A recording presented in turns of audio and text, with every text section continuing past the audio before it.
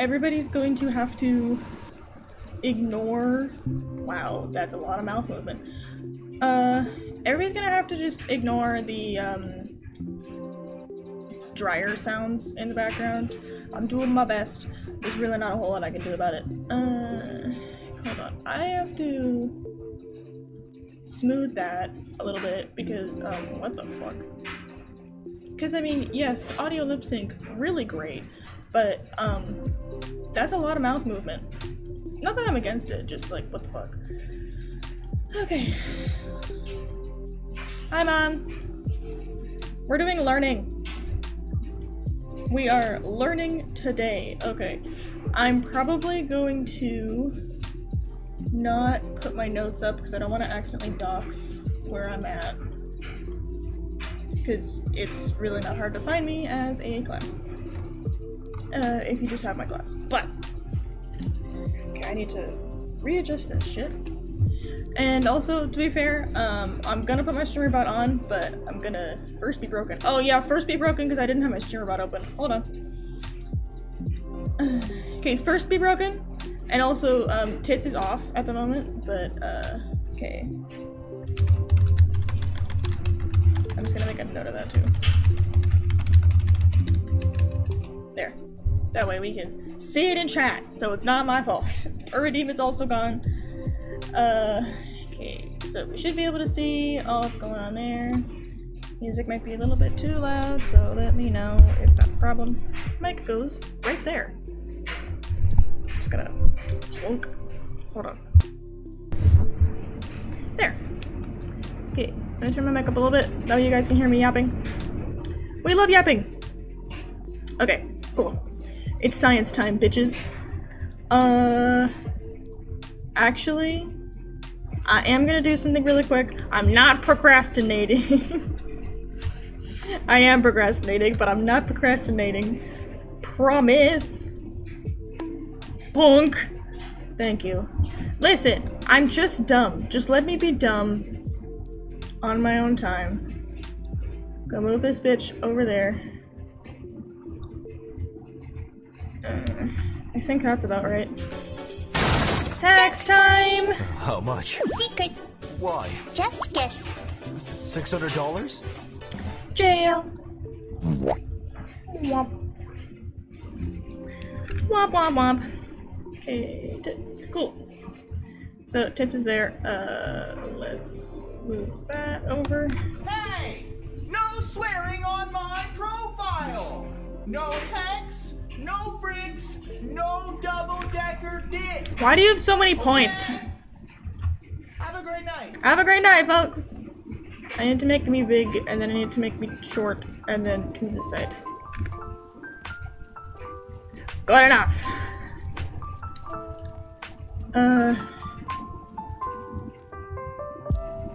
I'm gonna have to change this later, but, get out of the way. Mode, throw, where are the objects? Object manager, this. Am I stupid?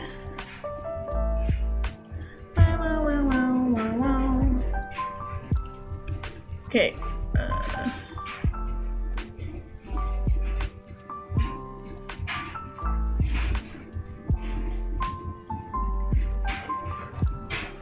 okay, cool. All you're gonna do now is just throw a bunch of apples at me in safer streams like I want case to team not once every other stream. Okay, my cuss timer isn't gonna be on, but I will do my best to just not cuss, especially because we're doing learning, folks! Okay, so we are starting with, I need to turn the music down. Jesus Christ, I can't fucking hear it. Ah! I can't hear my brain. I'm gonna try not to cuss. He immediately cusses. Okay, cool. That's a much more normal volume. Oh god, my pets aren't even gonna be here.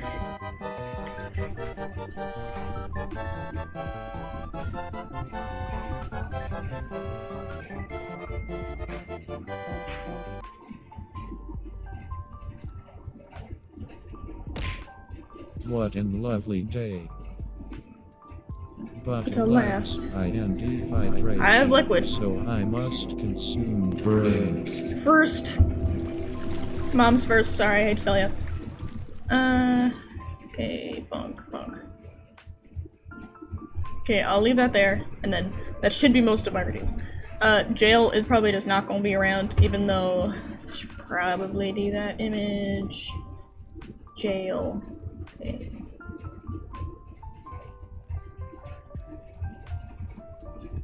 Maki, you good, bro? You're like third. Yeah, that's what I was saying.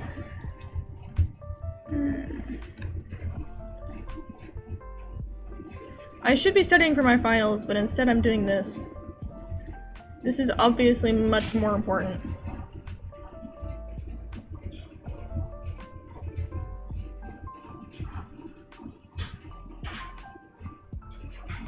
There you go. Okay. You guys are first! Okay.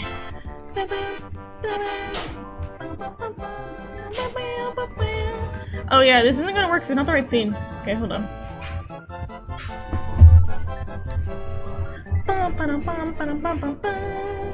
I'm gonna have to do that manually every single time now. Okay, so we're studying psychology today because I have a psychology exam at 5:30 at night. Because everybody hates us for some reason. But it's fine. Everything's fine. They changed the schedule on us, so I had an exam at 8:30 in the morning today, and I have another exam at 5:30 at night today. It's snowing. It's unpleasant. Everything's cold and gross. But in any case, we are starting. Actually, you know what? Maybe I will just share just my notes. Window. Browser. Bonk.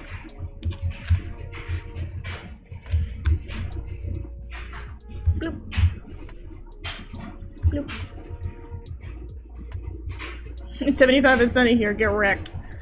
Yeah, it is nothing here.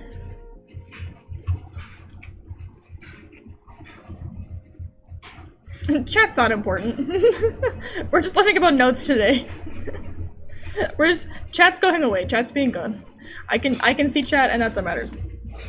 But yay! Notes. Ta-da! Okay, cool. Fancy. I'll just scoot chat over and then it won't be as weird. Wait, hold on. I have to do this in my other browser. Thank you! I don't know why it does that for the record. It just throws a second blood bag at me about 5 minutes later. I do not know why. It just decides that it has to do that. Hi, ignore my mouse, even though you can't actually see what I'm doing. Hehe. Okay. I gotta do this like an adult. In other news, I might be moving! Wow. Wow. Godspeed, Queen. That sounds really, really unpleasant, actually.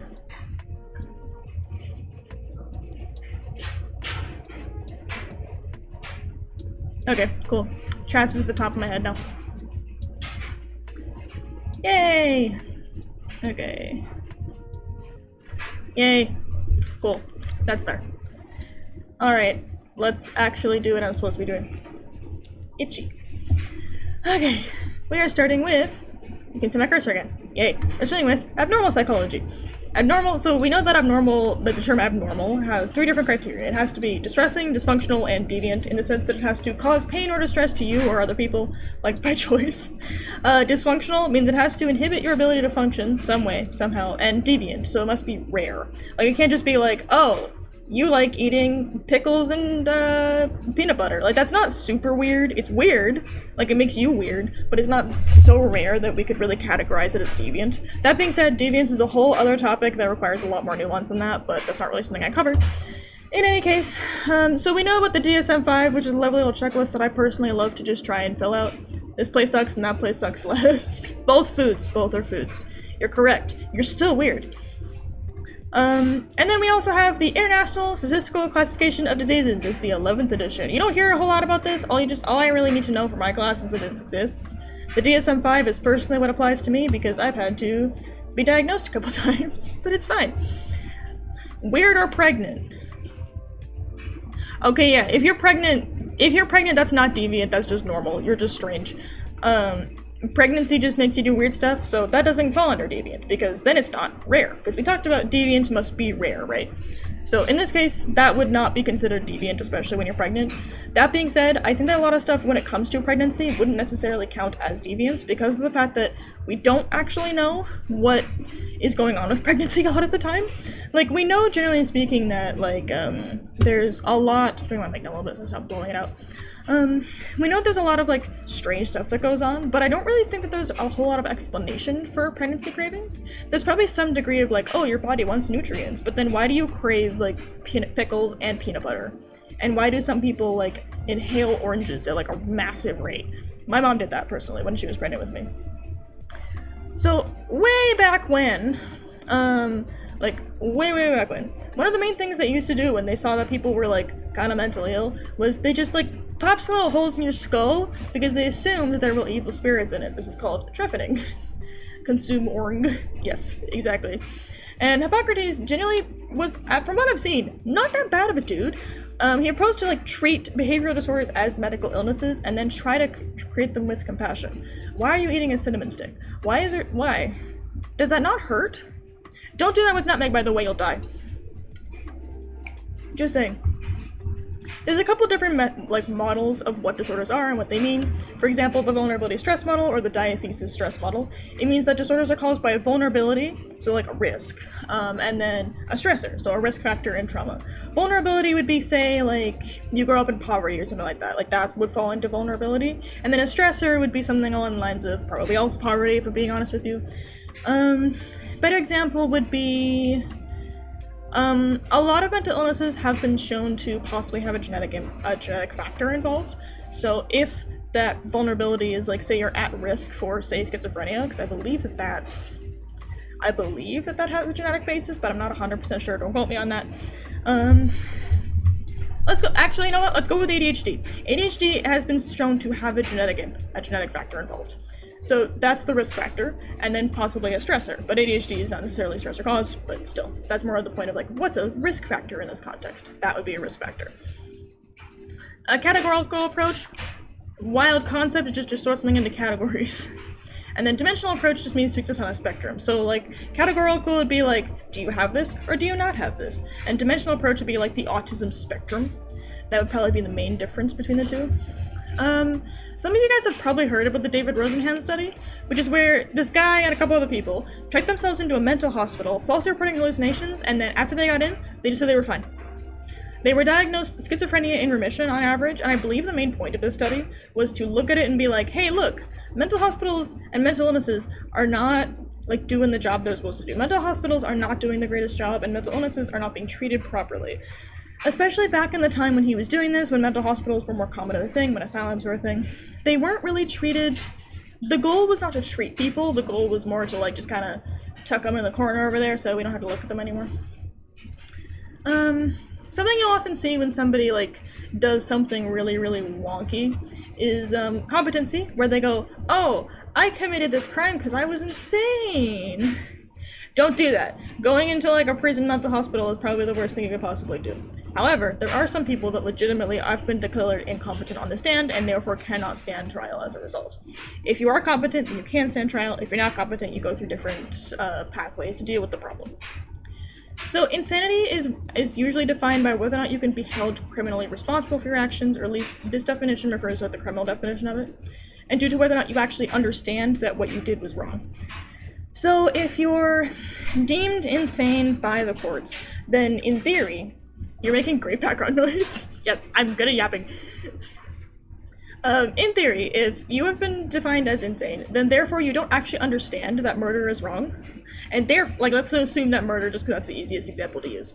If you were ending up, like, going with murder, and it's like, oh, well, you've been deemed insane, so therefore you don't logically understand that committing the crime, committing murder, is wrong. Now, this isn't going to end up better for you. You're probably going to be pissed in an institution and probably treated really poorly because institutions still do not take care of our people that well. But still, in any case, I don't really recommend being like stabby and then deciding that I'm gonna plead insanity. No, don't do that. Okay, next thing. So, there's a difference between incidence and prevalence, and this more has to do with the scientific aspect of things. You can also apply this to different fields of science. I've personally had to study a little bit when I was doing biology, specifically environmental biology. I had to do this when I was looking at... Excuse me. I had to do this when I was doing a environmental biology course, I think 2 years ago, when I was looking at like, oh, well, how many new incidences of this animal are there versus compared to like number of new cases, like number of total amounts of this animal in one time. Like how many births versus how many total animals.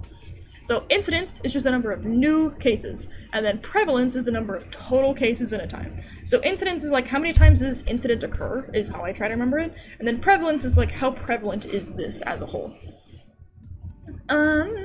Okay, so phobic disorder, or phobias, are just a strong and irrational fear of something specific. Like, say, like fear of heights, or fear of spiders, or fear of snakes. Like, really, like, debilitating fear. Not just kind of like, I don't really like spiders that much. Like, no. Arachnophobia is like, I can't fucking be near these. I will have an aneurysm. And then agoraphobia is a really common one that you hear about because it's on the extreme side, and it's where you're just a fear of like open and public spaces or fear of people. It's generally where it tends to sort of like present itself as fear of people. You see like the idea, you see this in media a lot where people are just kind of like burying themselves into like their house, boarding themselves up so that they can't be seen anymore. That is what agoraphobia generally presents itself as. A lot of people, agoraphobia you can get past agoraphobia because from what I understand, it seems like phobias have a lot of roots in anxiety. And if you can treat them, then generally speaking, we can sort of get past that phobia. A lot of the times, the way people get past these phobias is through things like exposure therapy. Again, I don't know 100% sure, I'm not a doctor, but from what I've seen, that's how people tend to treat it. So moving on to what I was just talking about is generalized anxiety disorder, which, fun fact, I have this. It is like long-term and constant anxiety. Long-term in a psychological context usually implies to more than a couple months. Personally, I've had anxiety since I was 7, so, you know, like 21 minus 7, that's how long I've had it going on. It's been a little bit, and that's 14.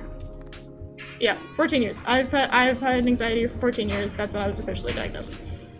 I was also like officially diagnosed, because I think that my therapist cannot diagnose, but like legally they cannot give you an actual diagnosis. However, my therapist had been like around the block a while, and he was like, yeah, this kid's got like severe anxiety. And I believe that I was officially diagnosed by a psychiatrist a couple years ago, but let's be real, I've had it most of my life. And then panic disorder is a slight difference, but generally tends to fall under the anxiety umbrella, where it's like random, sudden, intense panic attacks. Where it's not like a long-term, like constant, like high-strung, it's more just kind of like, oh, I'm minding my business, holy fuck, I'm gonna die. Okay, we're good now. Now, I personally have experienced a little bit of both. I haven't sought any sort of panic diagnosis because I just try to deal with it from an anxiety standpoint, and it mostly works, but don't know. So, obsessive compulsive disorder is one you hear a lot, and one that is frequently mischaracterized. OCD is not, oh, I need to have all my pens in a like not alphabetical, in rainbow order, or else I'm going to like have a conniption fit. No. OCD is if I do not do this one specific compulsion, then my entire family is going to die in a house fire. That is what OCD is. OCD is not this like quirky. No. It's like repetitive unwanted thoughts, which is the obsessions, and then the compulsions, which are repetitive behaviors done to reduce the obsessions. It's very ritualistic in that. Unlock a door 3 times every time. Exactly, that stuff. Because if you don't unlock the door, then the door's unlocked, and then somebody's gonna come into your house and kill your entire family. That's what OCD is. OCD can be incredibly debilitating. It definitely like exists on a spectrum, like most disorders tend to. I find that most disorders do not fall into the categorical approach in my experience and from the people I've met. But generally speaking, there is medication, there is treatment. I've met people that have been treated, that are in treatment, that have like low-grade OCD, that have high-grade OCD. It really depends on what kind of access to supports that you have. And then, something that you commonly see treated, surprisingly enough, in a lot of anxiety disorders is GABA, which is a neurotransmitter that tends to like calm the brain. GABA specifically is a neurotransmitter that's more like a downer, quote unquote. Like if you've heard about like uppers and downers, you can kind of apply that a little bit to certain neurotransmitters, where like epinephrine and norepinephrine are like uppers. They like activate a lot of stuff. Fight or flight, panic, let's go. However, GABA is more of just kind of like a turn everything off, slow down, calm down. There are some medications, I believe, that treat GABA, that focus on GABA. Let me see. GABA, psych treatment.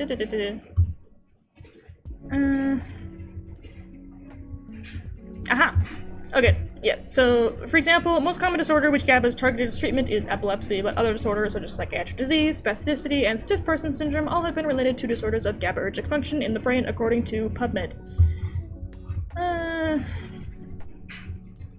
Selective GABAergic treatment, experimentally induced panic.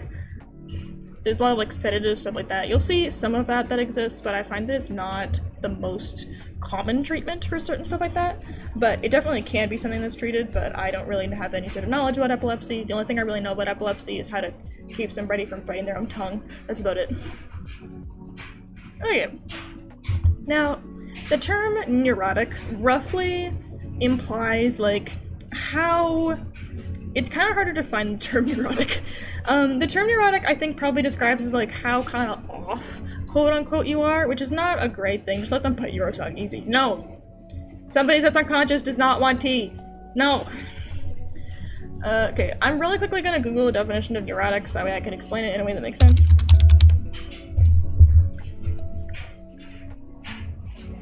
Okay, neurosis.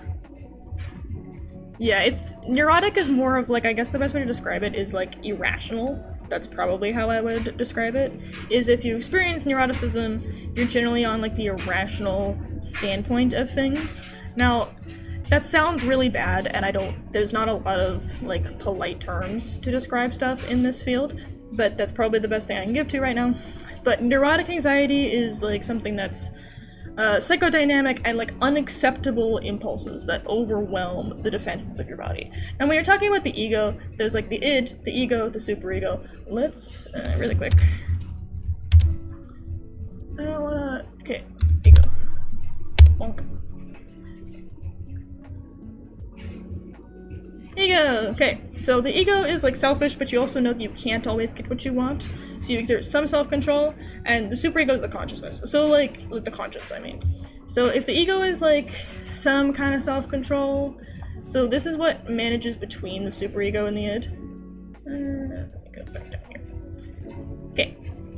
So this kind of overwhelms like your decision-making defenses. So if you can launch, when you're like normal, quote unquote, when you're like have like a healthy kind of stable brain going on, generally speaking, you're dealing with like, you might have like an impulse of like, oh, this is making me extremely nervous. Like I have test anxiety. But the problem is that if you have like some neurotic anxiety, which is more of where like anxiety disorders fall under, if you're dealing with neurotic anxiety, you're seeing stuff like, oh, I have like my test anxiety is so severe, I'm gonna sit down, I'm gonna vomit, I can't write this exam, everything is bad, I can't do anything, like the paralyzing like fear.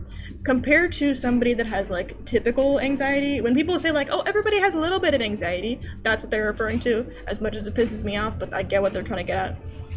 So, like, acceptable impulses would be like, I'm really nervous about this exam, I feel a little bit like jittery.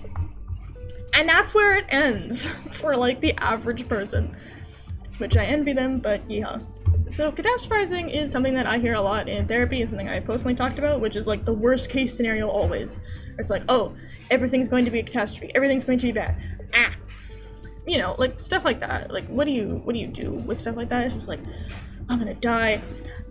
Personal experiences that I've had with that has been like, oh no, I'm starting taking antidepressants, I'm gonna die. It's like, no. These are very well-tested antidepressants. You're not doing something crazy, darling. Okay, so these are two very easy concepts to mix up. So classical conditioning is something that you've seen like with Pavlov's dogs, where you see a behavior that's paired with a punishment or a reward. And then operant conditioning is a behavior paired with more of an arbitrary stimulus that may not necessarily be positive or negative. So operant conditioning would probably be, if I don't ace this test, I'll come up for milk and not come back. I don't have that problem, personally. I need more water. Yapping, must have water. This is intro psych. If I don't ace this test, I'll just be disappointed in myself. So, you see, well, classical conditioning I think is actually not what you see in Pavlov. Hold on. Operant conditioning is what you see with Pavlov specifically because the fact that you see, like, the bell was associated with food, but the bell isn't necessarily a punishment or a reward. Classical conditioning is kind of what you see a lot of parenting, where it's like, oh, you didn't do your homework, now you're grounded. Like, that's classical conditioning, where you learn that this behavior results in this negative result. So therefore you learn to not do something or to do something with the goal of receiving that reward or avoiding that punishment. Whereas operant conditioning is like clicker training. Actually, clicker training is a really great example. Where like I've seen this with regular people, and I've actually been wanting to try this myself. Where like when you feel really happy, you like use a little clicker and just like click click click click click click click click to like get your brain to associate happiness with the clicker. So that way when you feel like shit, you just use a clicker a bunch, and then it makes your brain go happy time. Which that sounds fun. I want to try that, but I have to go buy a clicker. So, there's also something called culture-bound disorders. There's like signs and symptoms that are restricted to a limited number of cultures by reason of certain psychosocial features and have a specific explanation in a specific setting.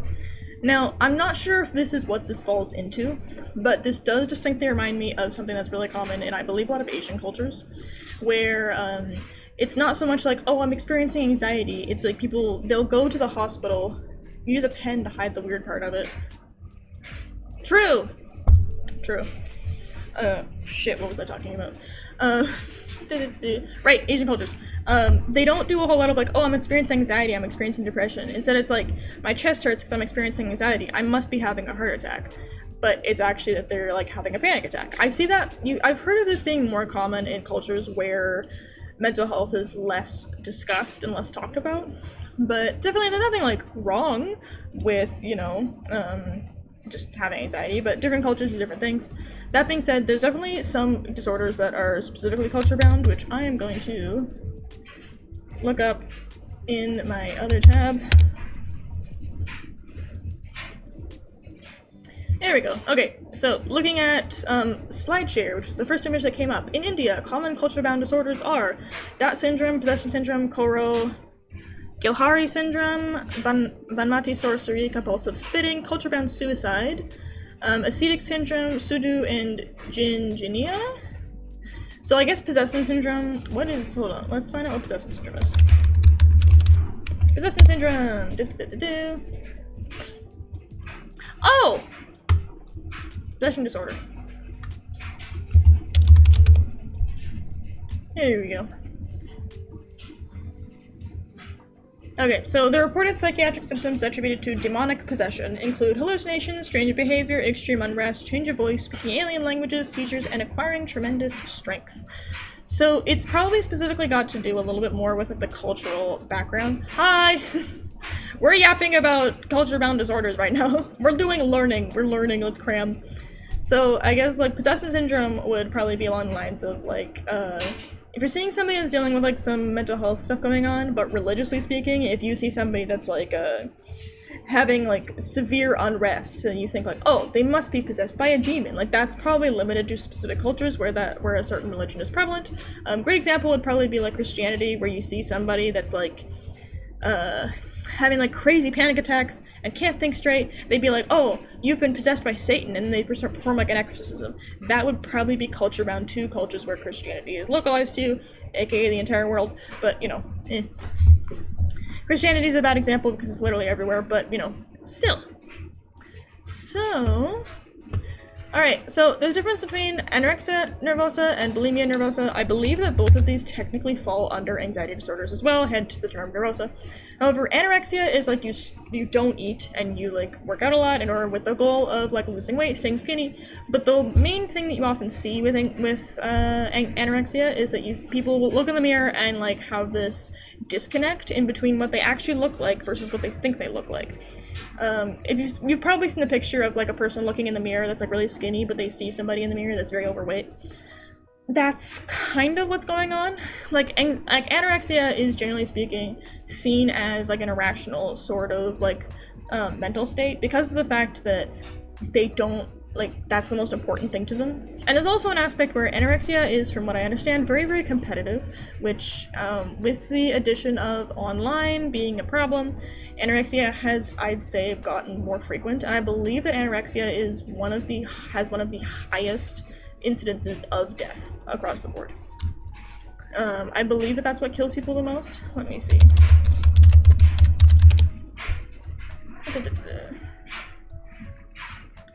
Yeah, anorexia nervosa affects up to 3% of young women. It has the highest mortality rate of any psychiatric disorder, with approximately 5% of patients dying within 4 years of the diagnosis. So yes, according to, what was it? I think it was PubMed.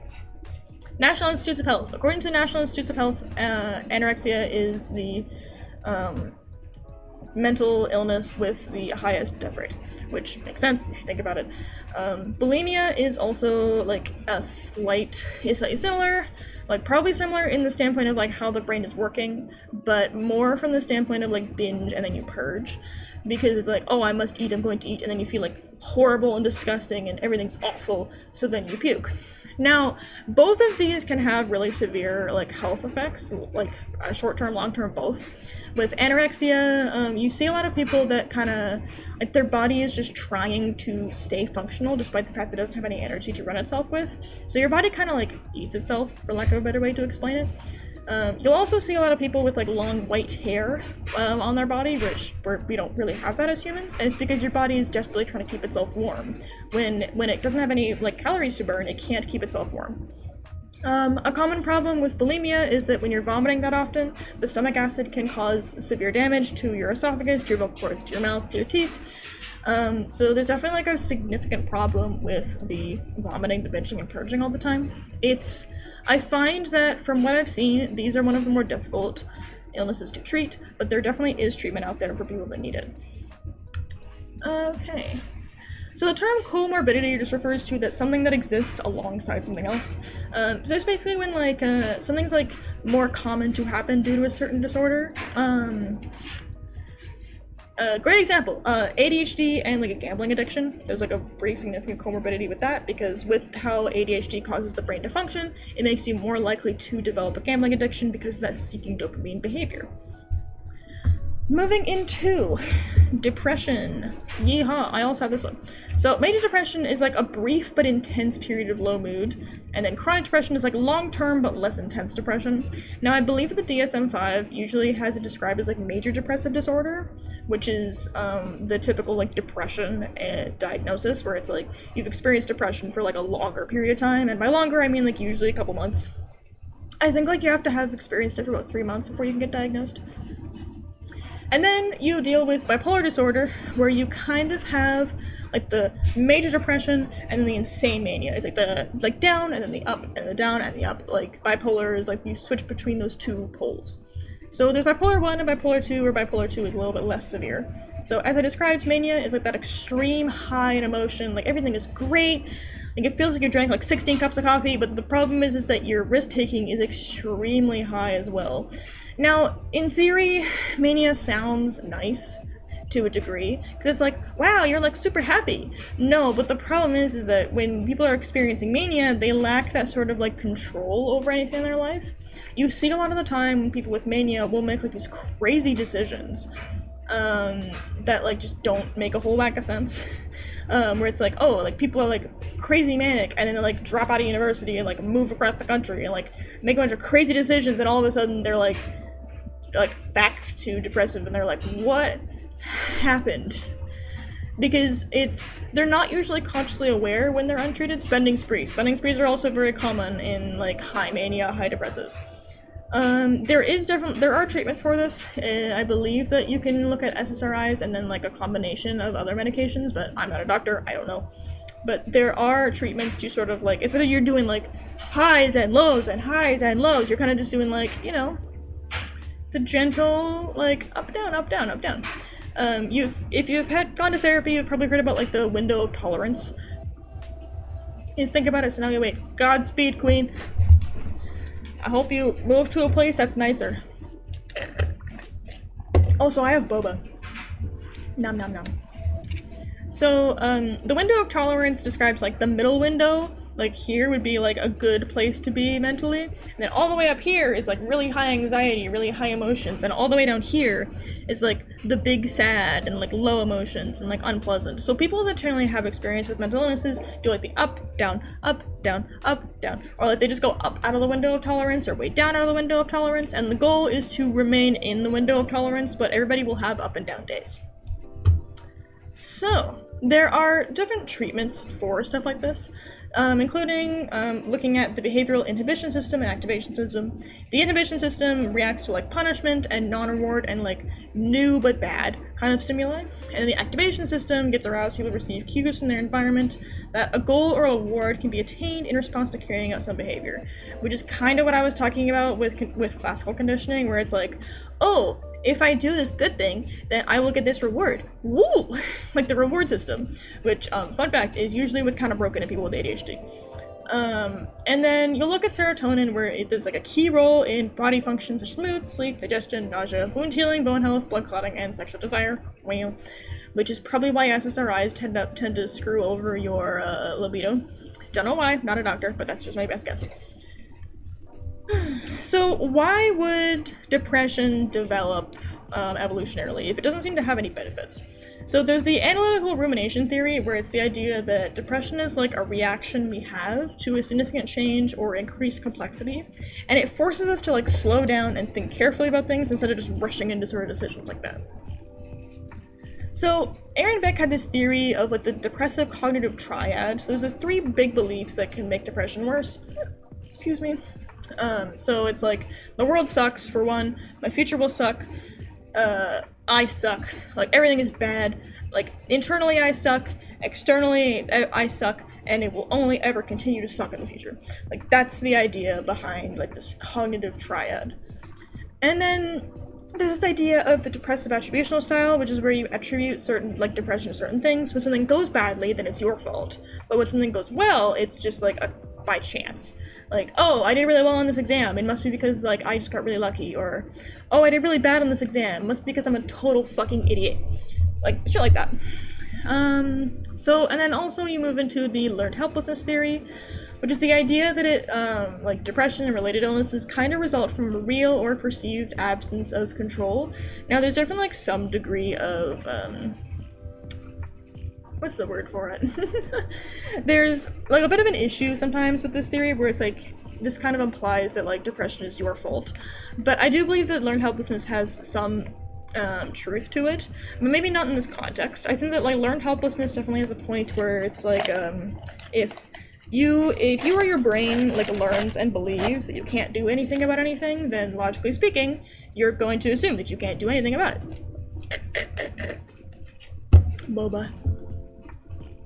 So, somatic symptom disorders. This is what I was talking about when I was talking about, like, oh, in Asian cultures, they don't really have, like, anxiety, they have heart attacks. It's like a psychological condition gets expressed as, like, a physical symptom.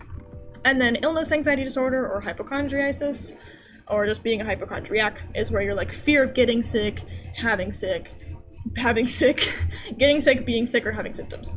I did not define what pain disorder was. Let's go find out what that is. Pain. So pain disorder is chronic pain experienced by a patient in one or more areas and thought to be caused by psychological stress, according to Wikipedia. So let's put that there. Plunk. Okay. Pain disorder. And then there's conversion disorder, which I also didn't define for some reason. Like, what am I doing? Where is my brain at? Okay, so a condition where a mental health issue disrupts the actual, like, ability for your brain to function. What's that? And that. And plunk. Okay, I just got a huge fucking bee plush on Pelia. Yeah, was that the one that you got, like, in the gift for the update? I got one too, it's huge. I think that was the same one that I got. It's great, it's huge. Yeah, it's a big-ass plush. It's great, I want more of them. Okay, I had to focus. So, dissociative disorders, there's a lot of... I want dissociative disorders? Big B plush. Yeah, go open the game and then you can get the B plush for free. It's in like the little, it's in like the mail from the devs, so you can get that for free. So, dissociative disorders, there is dissociative amnesia, where a person where a person responds to like a stressful event by just forgetting parts of it. Like if you've seen people who have gone through like the news menu in game, yeah, literally right there. If you've gone through like a severe stressful event, you'll often, or like something severely traumatic, you often see that those people just kind of forget about like what's going on. Like they don't remember what happened, or like the events are kind of scrambled, chronology gets really hard. Waki is beekeeping age. He is, I'm sorry. And then dissociative fugue is like really rare and controversial, where a person like forgets identity, moves to a new area, and then just develops a brand new identity and like claims to recall absolutely nothing from before. Now, there's definitely some argument on whether or not that exists, but still, it's just, this is what it's defined as. And then dissociative identity disorder is also very controversial, where it's a person who has multiple distinct personalities or identities. It's becoming more and more accepted with time, I find, but I find that there's also a lot of issues where the doctors will be kind of hesitant to diagnose it because of like the prevalence of it on the internet. But in any case, I do believe that it's definitely like very real. However, there's like, doctors are weird. Doctors never take you seriously. Pretending me to get bees with bee talk, it was close. I would get bees, just saying. It's too cold here for bees, but I would get bees. So there's also this trauma dissociation theory, where trauma leads to people making multiple personalities as kind of a coping mechanism, which is what you see a lot in DID, where you see like the protector, or the person that, what's it called? There's like a protector and like the attacker, basically, I guess is the way to describe it. They stand true. Just wear a beekeeping suit, or just don't be a bitch.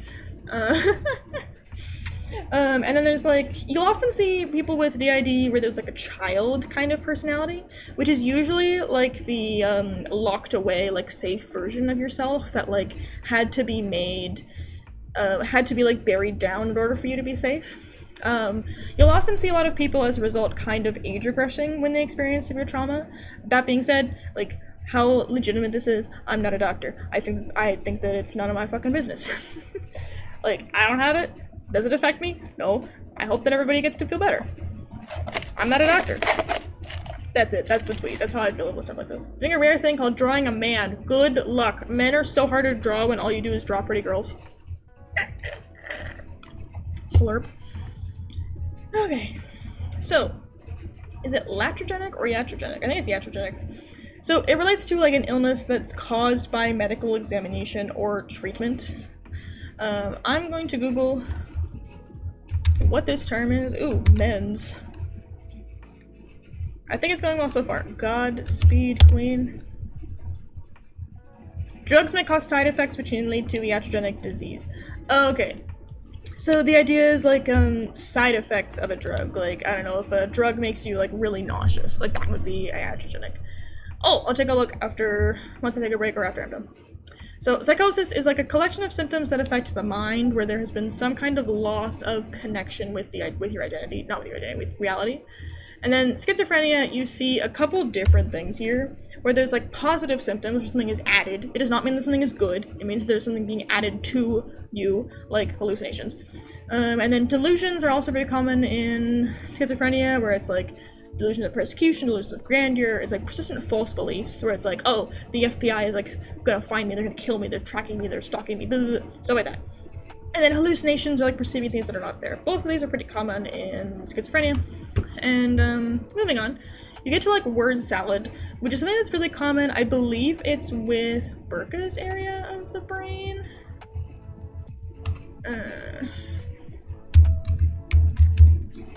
I think it's Broca's aphasia. Yes. Okay, so expressive aphasia, also known as Broca's aphasia, it's where the Broca's region of the brain is broken. So it's a type of aphasia characterized by a partial loss of the ability to produce language, but comprehension remains intact. So according to Wikipedia, that's what it's defined as. So if you injure that part of your brain, then your ability to communicate is kind of a problem, but you can still like understand what's going on, but you produce kind of this word salad where you just say things like a rock mic speaker, blah, blah, blah, blah, and it doesn't make any sense to everybody around you. But your ability to comprehend and take in information is still fine. Getting linked to is a silver fox, not gonna lie. Like, silver fox isn't a hot old man. Okay, hold on, I have to look now. Art. Man! Okay, but I fuck with this. It looks so good, dude. The body looks amazing. I love that. Yeah, always make, hot old men being a thing. Okay. Okay, here we go. So inappropriate effect is known as like the display of reactions that do not match the situation that you're in. For example, when people are experiencing like really like severe sadness, like a sad situation, somebody just died, and they're like laughing, because their brain just kind of doesn't really know how to process it, so just like emotions just kind of happen. And then negative symptoms are just something removed, doesn't necessarily mean bad, just something has gone away. Like, for example, the flat effect, where there's like little to no emotional experience, or like catatonia, where the body stays completely still, you can move them and they'll stay in that position. So like if you moved me like this, then I just stay here because I'm catatonic. You know? Stuff like that. So there's different types of schizophrenia, where type 1 is characterized by hallucinations, delusions, and formal thought disorder, which is presumed dopaminergic dysfunction, where the dopamine neurons and dopamine functions, not functions, so dopamine like intake is probably impacted negatively. And then type 2 is more of a social withdrawal, loss of like volition, flattening of your tone, your poverty of speech, you don't speak very often, and it's generally presumed to be associated with structural brain abnormalities instead of the actual like function of dopaminergic neurons. And if your family member has schizophrenia, I have a family member with actual insanity. They're like way over there on the family tree, but we do in fact have them. They were twins. They were kooky, apparently.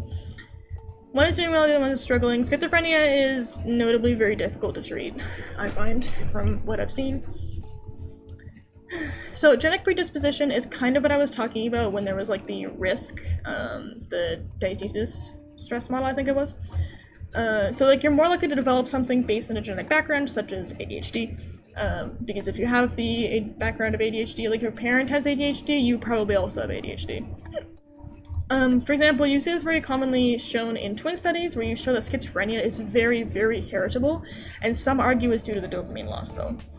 Brain atrophy is also considered a possible cause, as are enlarged ventricles in the brain that store the cerebrospinal fluid, which is the fluid that kicks around outside or like around your spine to kind of like cushion the area, because if there wasn't any fluid in your spine, there wouldn't be any shock absorption. So that fluid there just kind of prevents you from immediately snapping your fucking spinal cord in half. And there's a couple different clusters of disorders. You've probably heard about the terms here. There's cluster A, cluster B, and cluster C. Cluster B disorders are usually described as like the big bad, but I think that it's just a categorization. I don't necessarily think that one is like worse or better. So cluster A is like paranoid, schizoid, and schizotypal, where you're like kind of like odd and eccentric, but like you don't really seem like it's kind of like weird, I guess, would probably be the best way to describe it. Where you're kind of distrusting and suspicious, or like detached socially, or like have like weird eccentricities to your behavior, stuff like that. But cluster B is more like dramatic and erratic, which you most commonly see described for borderline personality disorder, where you have like the impulsivity, like complete disregard for the rights of others, excessive emotionality, or like grandiosity, and like this need for admiration that you see in narcissistic personality disorder. And then cluster C is more like anxious and fearful, like you withdraw into yourself. Cluster C being like avoidant, dependent, obsessive compulsion, where it's kind of like you feel kind of inadequate, or hypersensitivity to negative evaluation, which, fun fact, that falls into, yes, BPD is fun. So, like, what's the term? Rejection-sensitive dysphoria, common in ADHD, not always present, but very common, where you're, like, very, very sensitive to perceived negative, what's the response? Negative evaluation from like other people. If you think you're being rejected, then your body just kind of like freaks the fuck out. Dependent is like very submissive behavior, you need to be taken care of, or like you're have a very perfectionist and control. X had it was pretty most emotionally. Yeah, untreated BPD can be an absolute wreck, I find. I find that a lot of people with BPD, from what I've seen from people that have it, have a very difficult time with dealing with emotions and stuff like that. Not to say that, like, abusing your partner is okay, but just that it's difficult. That's it. Your mental illness is never an excuse for what you do to people, it is simply an explanation. Alright, we got 3 more pages. So, expressed emotion denotes like the intensity of expression within a range of emotions within like the context. So within like the context of a family. So high expressed emotion is like very hostile, very angry. Always use a BPD as a scapegoat. Yeah, that's really common with people that don't want to take responsibility for shit. And then like low expressed emotion is like very caring, very concerned. And generally speaking, you want low expressed emotion in order to develop like as a healthy person when you're developing over time and as a child. So there's also this social causation hypothesis where it's like the condition that you live in, especially the condition of poverty, determines whether or not you're going to develop develop mental health disorder through like financial distress or decreased social capital or exposure to poor living decisions. So your social class, in short, your social class impacts your likelihood of mental illness. Now, not to say that people that are rich and have money don't experience stuff like this, but generally speaking, you're more predisposed to experiencing these issues if you have, like, the inability to afford proper food or proper medication or have access to a doctor, like stuff like that.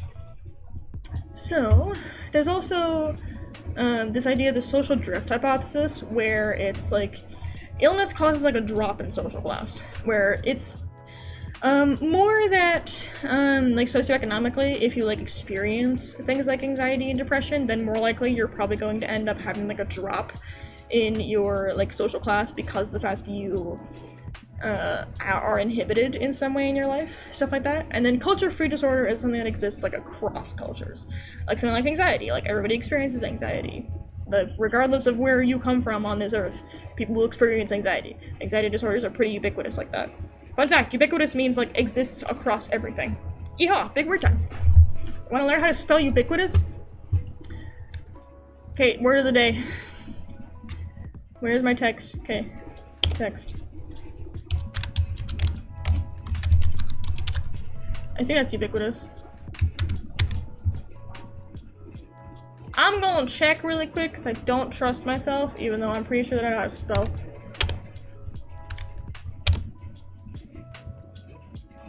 No, I don't know how to spell.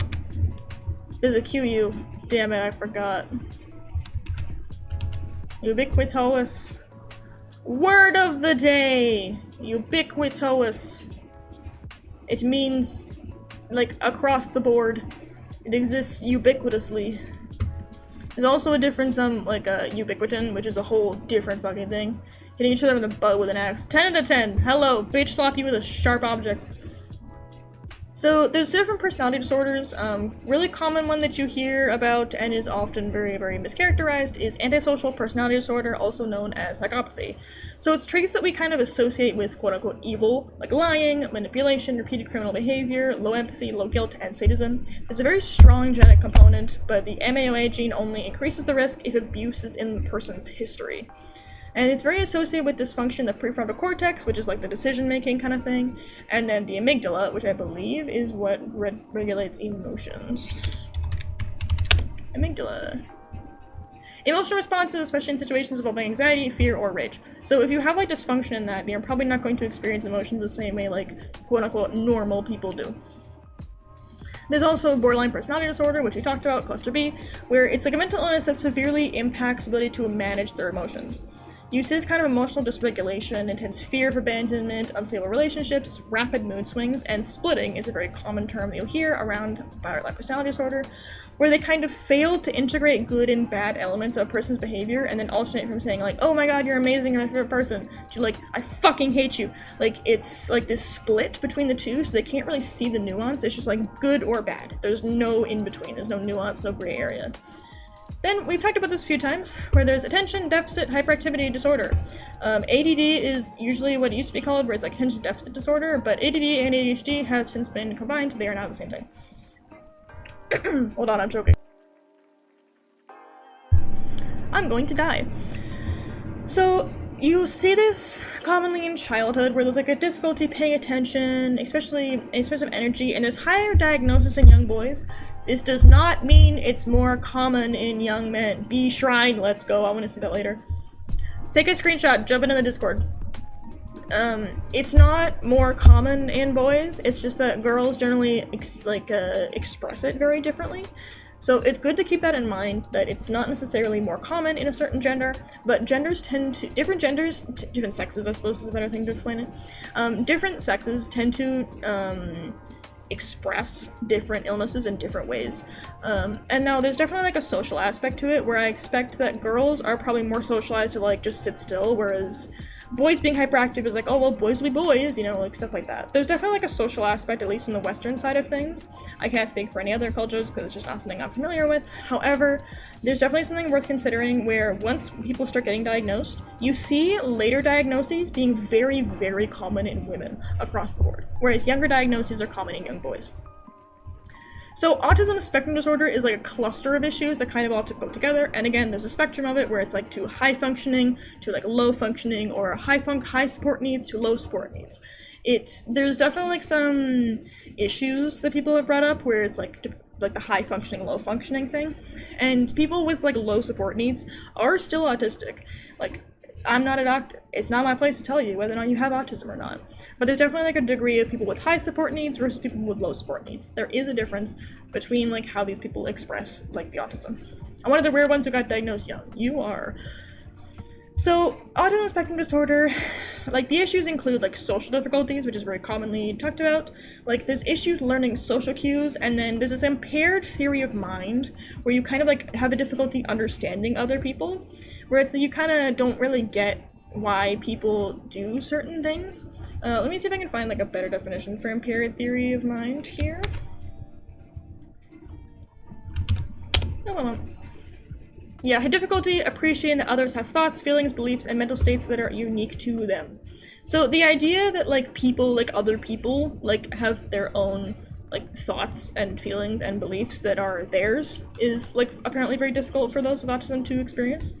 And there's definitely like some mischaracterization of autism, and there's again, this falls into the case of like the internet being a problem. I don't think that the internet overall is really that big of an issue when it comes to stuff like this. I think that the internet is a really great source of resources, but yes, I do believe that some people get like very anxious when they discover certain things and go, oh, this sounds like me. But I don't think that the internet is like as big bad as the doctors like seem to think it is. There's also this like repetitive misinformation galore. Yeah, pretty much. What was I talking about? Yeah, there's a lot of misinformation around, like, the internet and around online, and then I think that doctors generally don't take you seriously across the board.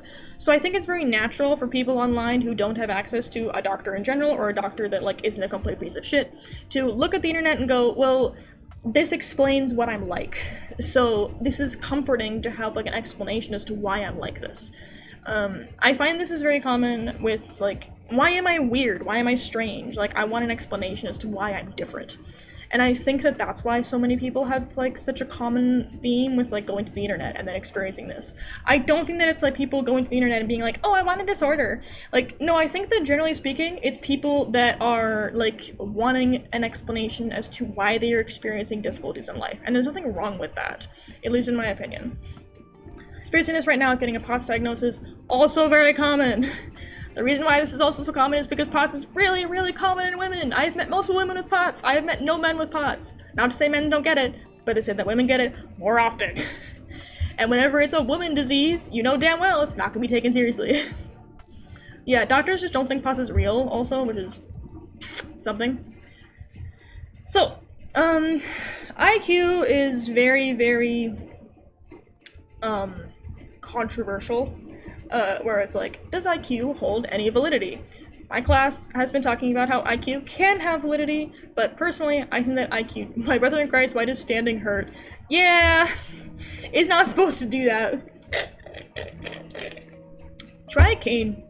By the way, I don't mean that as like an insult, I mean it literally. One of my friends with POTS uses a walker, and I hear that using a cane and using mobility aids can really help with POTS. Getting a cane is probably like a little bit on the expensive side, but getting a walker is probably far much worse. But I think that a cane can help you. Yeah, depending on it for a while. Yeah. Part of me is kind of considering like the possibility of using a cane, just because I find that like standing for a long period of time is really hard for me just because of my low iron. But like, you know, it feels bad to use it when I don't even know if I need one. Walnuts. Walmies! Walmart. That's fair. Like, part of me has been thinking about getting a cane because, you know, if it helps you, you should be allowed to use mobility aid. Like, who fucking cares? I don't think that, like, anybody has, like, a claim on mobility aids. I think that if it helps you and you want to use it, cool. Who cares? You're not taking away the ability of other people to use canes. Good reason to carry a weapon. Walking stick. Exactly! Then I can clock your ass with my cane. But yeah, I have, like, a really hard time, like, with my, stamina, for example. Like, I will go out of my way to not go upstairs because I will be, like, wheezing for the next couple minutes because it's genuinely unpleasant. It's a mobility aid. Yes! It is a mobility aid, not a mobility exclusive to Disorder X. You are allowed to use mobility aids. It's meant to be helpful. You can do whatever the fuck you want. Like, there are reasons that ambulatory wheelchair users exist. Wheelchairs are not exclusive for people that, like, can't walk. Wheelchairs are people that need wheelchairs. If it helps you and you are fine, it aids you. That's fair. I would want to get one that's cute, though. And also, I'm a little afraid of people, like, not taking me seriously. Like, I'm afraid of, getting a cane and then... I'm afraid of getting a cane and having my family, like, look at me funny, to be honest with you. Because, why did that censor? Huh? What? Censored? I don't see anything censored.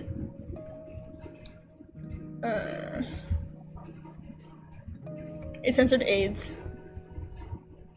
Oh, it must- maybe it censored it for you because it doesn't censor anything for me. Because I can see, like, if it aids you. I can see that totally fine. I don't know. AIDS. Yes. Twitch. It's an STD, right? AIDS is a autoimmune disorder caused by HIV, which is a sexually transmitted disease. Yes. HIV is like the... Looks okay for me. Yeah, it's probably just something goofy. AIDS is the result of HIV, where HIV is... the fuck is it? What is HIV, the full word? It's human something. I think it's human immunodeficiency virus? Yep, human immunodeficiency virus is an infection that attacks the body's immune system, and then acquired immunodeficiency syndrome is the most advanced stage of the disease. So, according to the World Health Organization, so HIV targets the body's white blood cells and it weakens the immune system, so it makes you more likely to get sick with like certain diseases like infections, cancer, stuff like that. And HIV is spread from body fluids, including blood, breast milk, semen, and vaginal fluids. So yes, it can be an STD. It doesn't have to be an STD. It can also spread from mother to baby. It can be treated and prevented with antiretroviral therapy, but untreated HIV can progress to AIDS, often after many, many years. Yeah, so AIDS is also like very common, where I think it was like the 80s was really common, where you hear about like the gay man's disease, which is what resulted in, we're talking about different kinds of sicknesses, we're talking about AIDS right now. Slightly serious topic, so I'm not making like, example A, Freddie Mercury. Yes. Yes, Freddie Mercury is one of the most famous examples. AIDS is what resulted in the death of a significant amount of the queer community because of the fact that it was treated as like, oh, it's a gay man's disease, and we hate gay people, so it's fine if they die. It's... yeah, it might have been why it got censored for you. Again, it wasn't censored for me, so I don't know what's going on. But, a very common thing that you'll see is, like, I think it's the Quilt Project, where it's like a little quilt square for every single person that died from AIDS, and it is... I think that's what it is. Names Project, AIDS Memorial Quilt.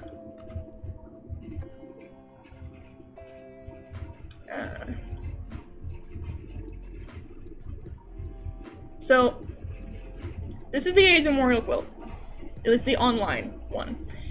There's like little pieces for all the people that have been lost as a result of like the AIDS crisis and just over time. Looking at how massive this quilt is, like the death toll of AIDS was insane. And it's taken much more seriously now, especially now realizing that Straight people can get the disease, but at the time, a lot of people believed. I was in school when I was doing a certain subject. Yeah, it's very common to see, I find. Excuse me. And there were lots of hospices, lots of people that really tried in the queer community to make it better if they could, but the problem with AIDS is that once you have AIDS, you are going to die. That's the hard part with stuff like this, and the Quilt Project is really beautiful. It's really sad, but it's very pretty. It's hard to think about sometimes, to be honest with you. Like, I have not personally lost anybody from this, and I don't have any experience with stuff like this, but it's hard to think about. I think two people ever have recovered from it, but that's super rare. Yeah, it's very rare. With treatment, you can live longer, but the likelihood of you dying is so incredibly high that, like, you're going to die. There's not much you can do about it. And, like, just this one quilt has 1, 2, 3, 4, 5, 6, 7 names. And all of this. Like, that's so many people. All 50,000 panels. More than 700 lives have been lost to AIDS in the first cases reporting 40 years ago. Has nearly 110,000 names sewn into the panels. Like, that's so many people. And again, I don't have any personal experience with it, but it's hard to think about, like, a community that you're a part of and knowing that so much of your community is just gone because of a disease that could have been treated and could have been taken care of, and the epidemic could have honestly been closed down very quickly if the people around had, like, given a shit. If the people in power had, like, given a shit, if gay people weren't seen the way they were at the time. It's hard to think about when, like, it's hard to think about, like, if, like, something could have been done about this. So many things could have been done about this, and nothing was done. It was just seen as, like, a gay man's disease, and they deserve to die. Like, it's...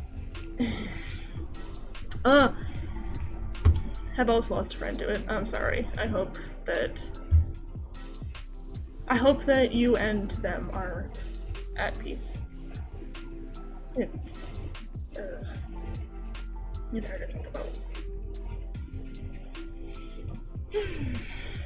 Okay. Incompetence. Yeah.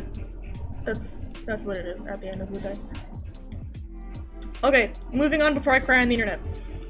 Okay, so dementia and Alzheimer's disease. I wrote an exam pretty recently, like recently as in at 8:30 in the morning today, on a lot of papers about this. So dementia is like an overall class of disorders that like emerge in old age, resulting in like cognitive deterioration, and Alzheimer's disease is the most well-known one, and it's associated with brain atrophy and like neural plaques. And acetylcholine is just a very common neurotransmitter involved in fucking everything. It's also definitely going to be relatively related to Alzheimer's. I'm gonna quickly check for the... Hold on. Yeah, Alzheimer's disease damages cells that produce and use acetylcholine, and certain medications can increase levels of acetylcholine. But people don't actually know what causes Alzheimer's. There's been a lot of different like studies done to try and determine what causes Alzheimer's. People don't really know. But they do know that many people with this condition have lower levels of acetylcholine and often lower levels of dopamine, but in terms of like treatment, people aren't really sure what to do about it or how to prevent it. So moving into, I believe, what is the final chapter for this is therapy. So insight therapies is like guiding people towards having an understanding of what causes their conditions. Probably common, I guess, where it's just like, and how do we feel about that kind of therapies? And then symptom-oriented therapies are like game with the goal for reducing negative symptoms like anxiety, like trying to reduce anxiety, trying to reduce phobia, stuff like that. And there's different like psychodynamic therapies, which is very Freudian. So psychoanalysis is, again, Freud, like aimed for the patient to be aware of the unconscious sources of conflict. Now, Freud specifically was like, oh, you're experiencing like obsessions. You must have not had good development during the quote-unquote anal phase of your life, and now you're very anal retentive. Ugh. Like stuff like that. He was weird.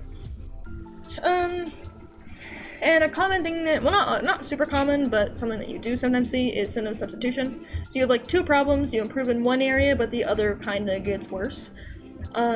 An example that I suppose I could apply is like anxiety, depression, where I find that my anxiety and my depression like kind of go back and forth, where my anxiety improves, but then my body goes, oh, we can relax, and just like spy slams into fucking depression.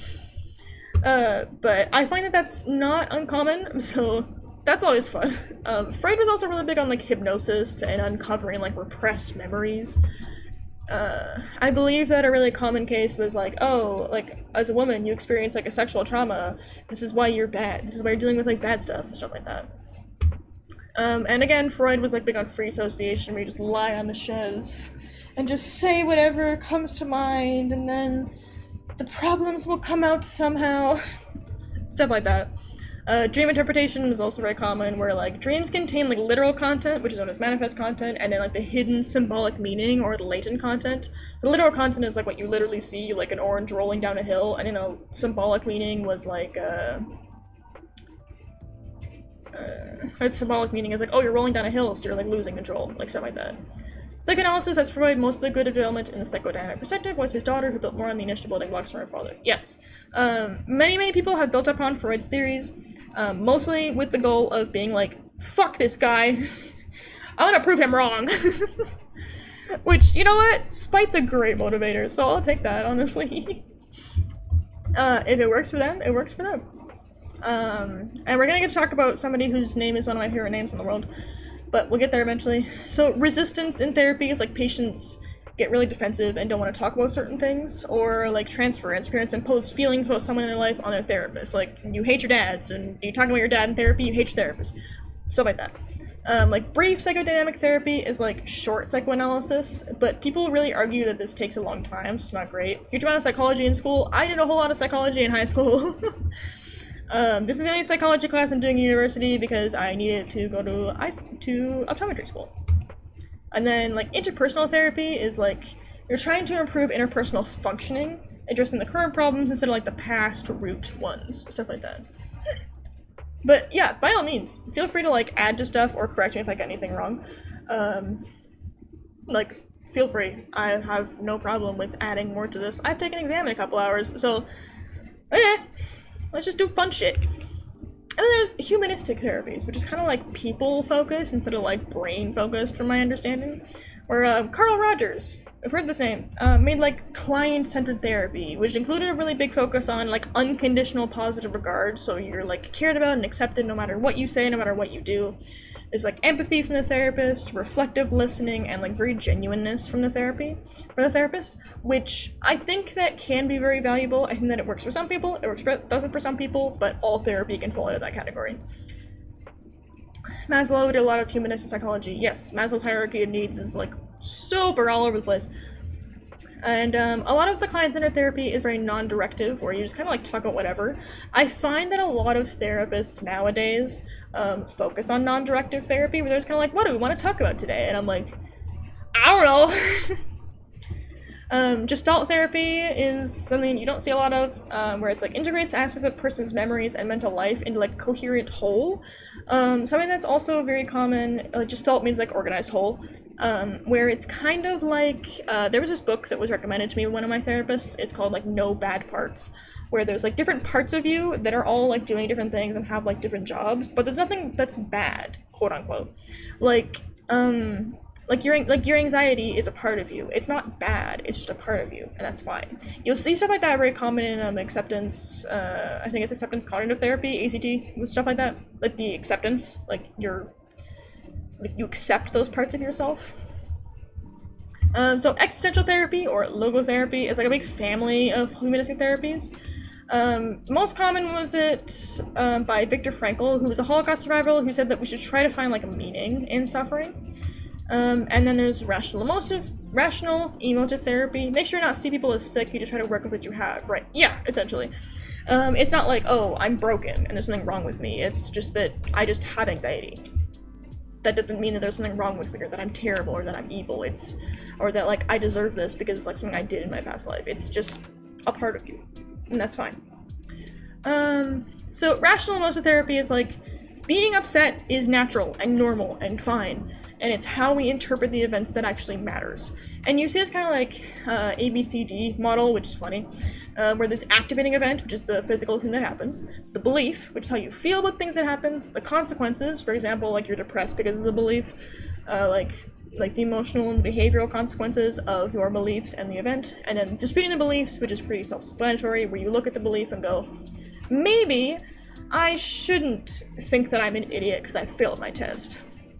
Example being like, oh, you failed your test, and you feel like you're a complete fucking twit, like you're stupid, and you don't deserve to be like in university because you're stupid, and then like you're depressed because you feel stupid, and then you go, wait, maybe I just had a really bad day. Maybe this exam was written like by somebody that doesn't know how to read. You know, like sometimes it's not you, sometimes it's somebody else.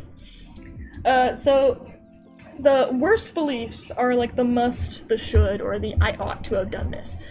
With the term that my professor used was masturbation, which was just funny. Where it's like, the worst belief is that like, I must be perfect, my life must be perfect, and everyone around me must also be perfect. Like, the idea of like, I must be perfect is like, unachievable. Nobody's going to be perfect. Your life must be perfect. You're going to have bad shit happen. You just have to accept that bad shit is going to happen at some point. For a while I blame myself because the I experienced. Yeah, you can't, I don't mean this is like directly telling you what to do, I mean this is like more of like a general thing. A lot of the time, a lot of like acceptance therapy has to deal with like, a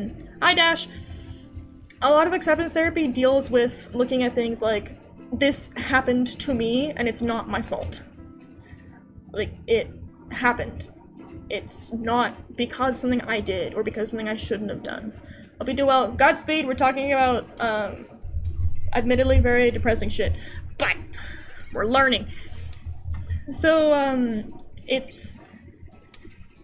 a lot of therapy has been like, this is not your fault.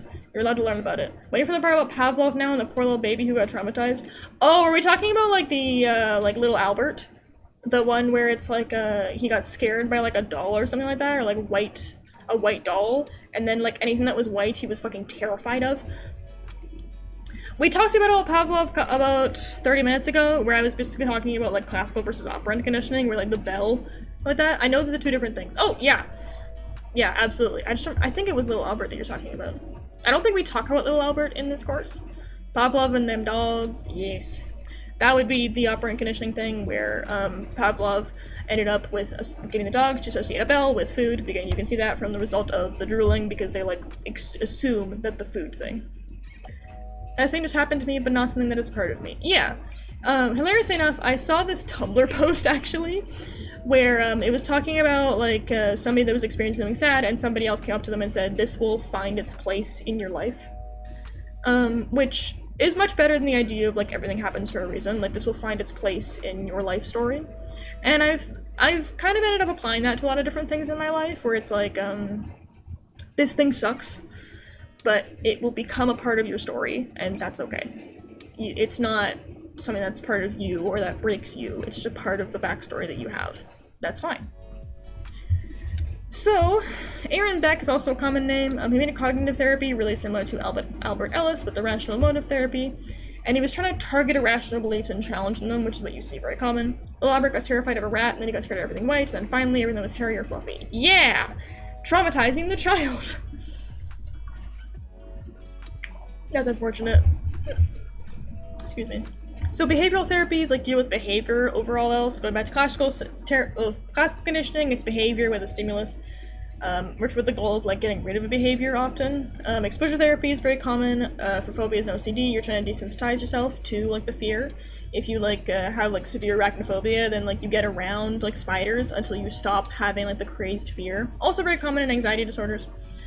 And then response prevention is like common for OCD, like you're trying to not do the compulsion and then like prove to yourself that if you don't lock and unlock the door 3 times, your family actually isn't going to die in a house fire.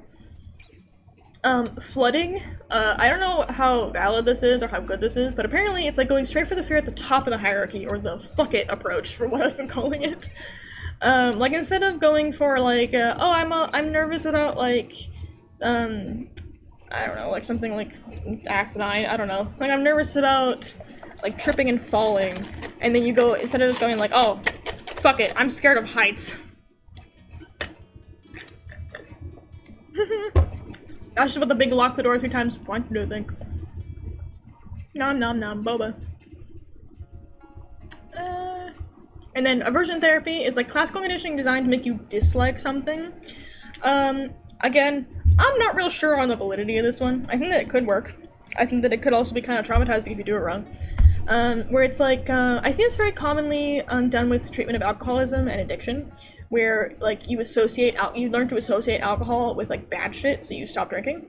I've seen that's where this has commonly been applied, and then operant conditioning we talked about, where behavior is just paired with like a reward or a punishment. So we see, did I get this wrong?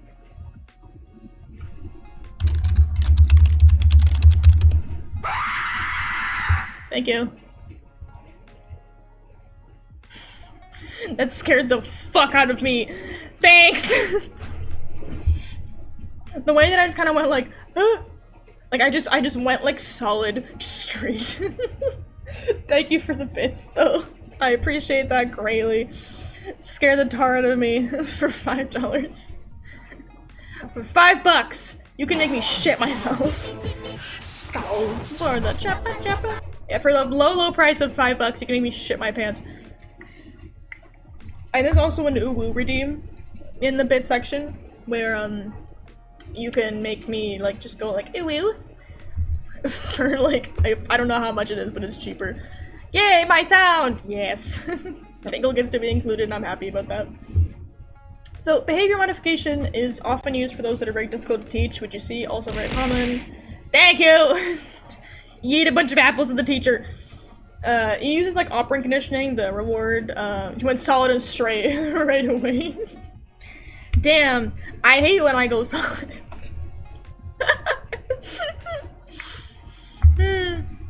Man, I fucking hate when I go solid and straight. Oh, there's something fucking wrong with me. Okay, so operant conditioning to like modify the behavior. Now, there's definitely some controversy around this one too, because it's like punishing people for like a behavior you don't want. No, yes. Okay, so positive reinforcement is like the good behavior reward more than punishing. Fun fact, you should do this with your cat because your cat, me when I conk. You can do this with your cat more often because cats don't actually experience a lot of what the punishment behavior thing. They don't really get why punishment is a thing. Something wrong with you for thinking you're writing that. No, that's funny. No, that's just fucking funny, man. Token economy is like a system of tokens that are rewards for good behavior. See like the gold star kind of shit where it's like, you did a good clunk. You have a gold star. Actually, hold on. I just wanna do something really quick.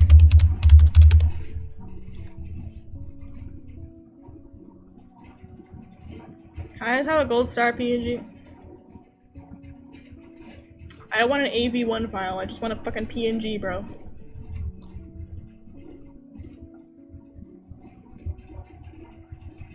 PNG. Me when your mom. Me when your mom. Browse. Star. Damn it, it's not transparent. Transparent PNG of a gold star, please. Save. That's a JPEG. I know what you're lying to me when it shows up as a fucking JPEG. Don't talk to me. That's a JPEG. Can I just have a PNG of a gold star, please? I'm not asking for much here, dude. I'm not a robot.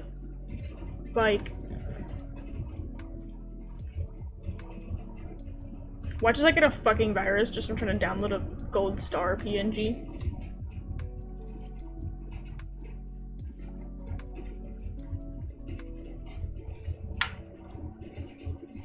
Why is it big? You can have a JPEG of a star with a PNG background. That's fair. Ah.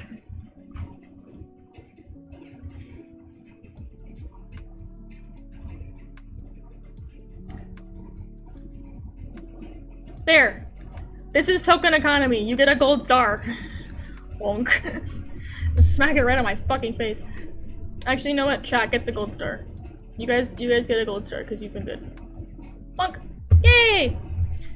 Break the mold, all that glitter and gold. Only superstars break the mold. Hold on, I missed a bunch of chat. Only shooting stars. Off topic, but there's a bumper sticker that says, "You're staring at my car's butt right now and I want it so bad." That's so valid.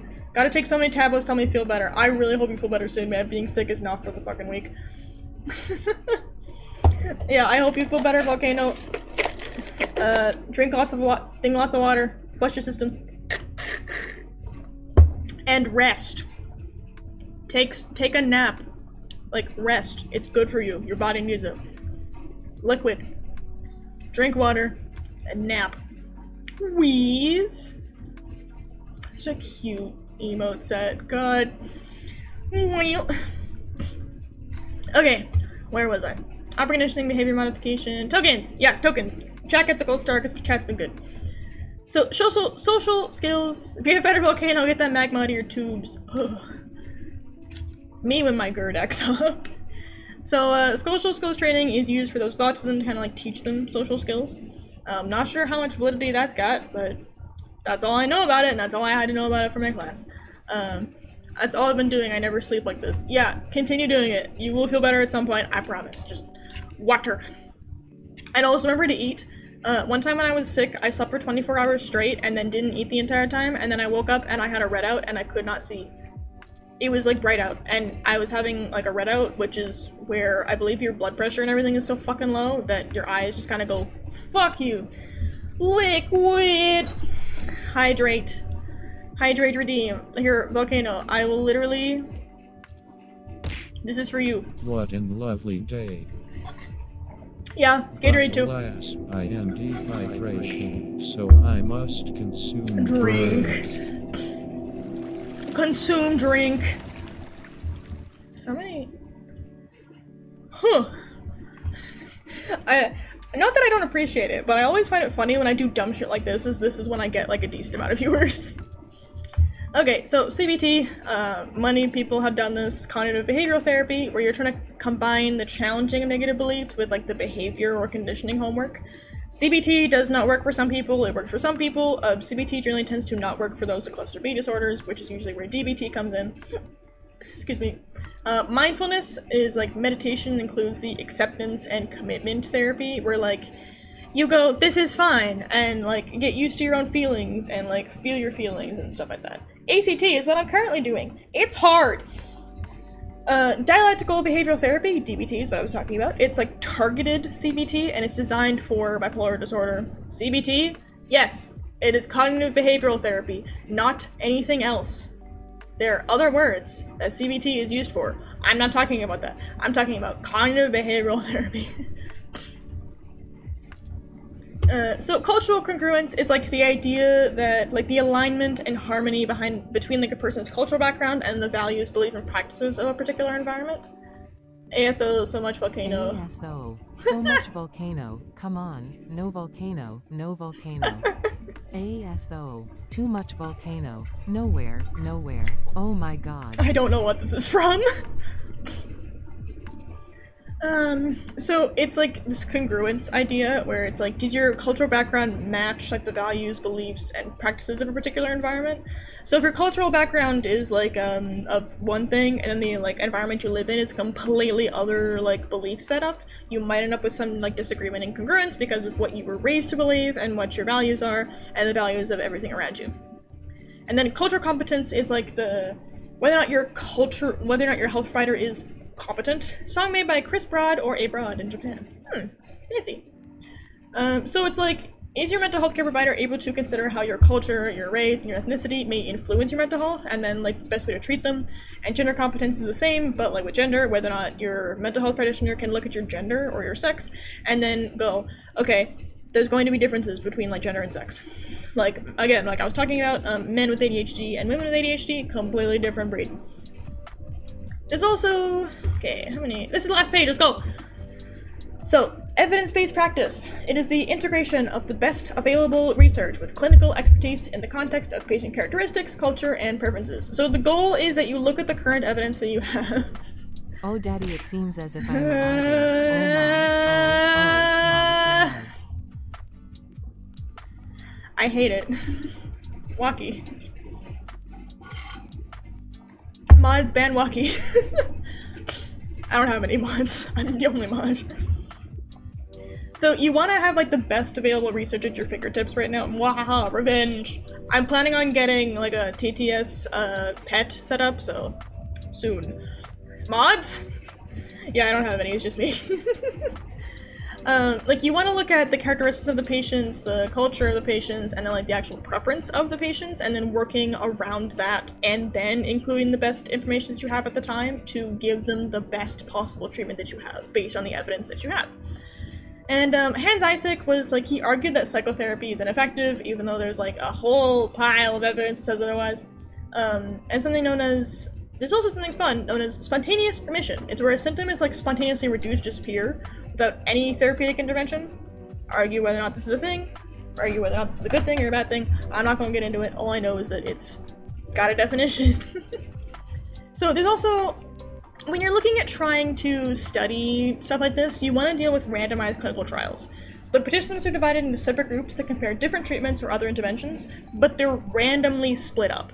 And you'll often see like double blind and stuff like that going on, because you really, really do not want to have any bias going on. You'll often have it so that way the testers don't know what group you're in, and you don't know what group, and you don't know like the testers, like nobody knows what's going on. Nobody can interact with one another and impact the results as a result. I'm gonna eat you. Why? Don't threaten me with a good time. Anyway, so placebo control group is where you give somebody like a placebo in order to see if like the belief that something is happening is enough to cause the results there. Thank you! An apple a day keeps the doctor away, an apple a day also feeds the professor. Yeehaw. And you're looking at like meta-analysis, which a lot of people don't, like in the scientific community from what I've seen, at least from in an undergrad context, profs don't give a shit about meta-analyses. Not able to understand what he's saying directly, but you understand what he's saying on feeling and vibe alone. That's very valid. That's like all you need half the time is just like, TTS is a mistake. I'm reading! Sometimes you don't need to know. Consume. We must consume. TTS was a mistake. Oh, I forgot to turn on the Break My Spine redeem. Okay, well, so this is the Break My Spine redeem. You're small. On my, like, regular active screen, the redeems do work. I just didn't set it up all for this one, because I set this scene up, 5 minutes before I started streaming. Small. My spine is now broken.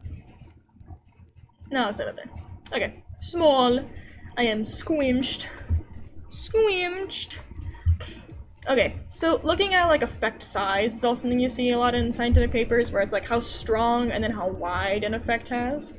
Fun fact, there's also something called the Dodo-Bird verdict, where it's like asserts that all forms of psychotherapies are equally effective, regardless of like what kind it is. CBT, ACT, yada yada yada yada yada.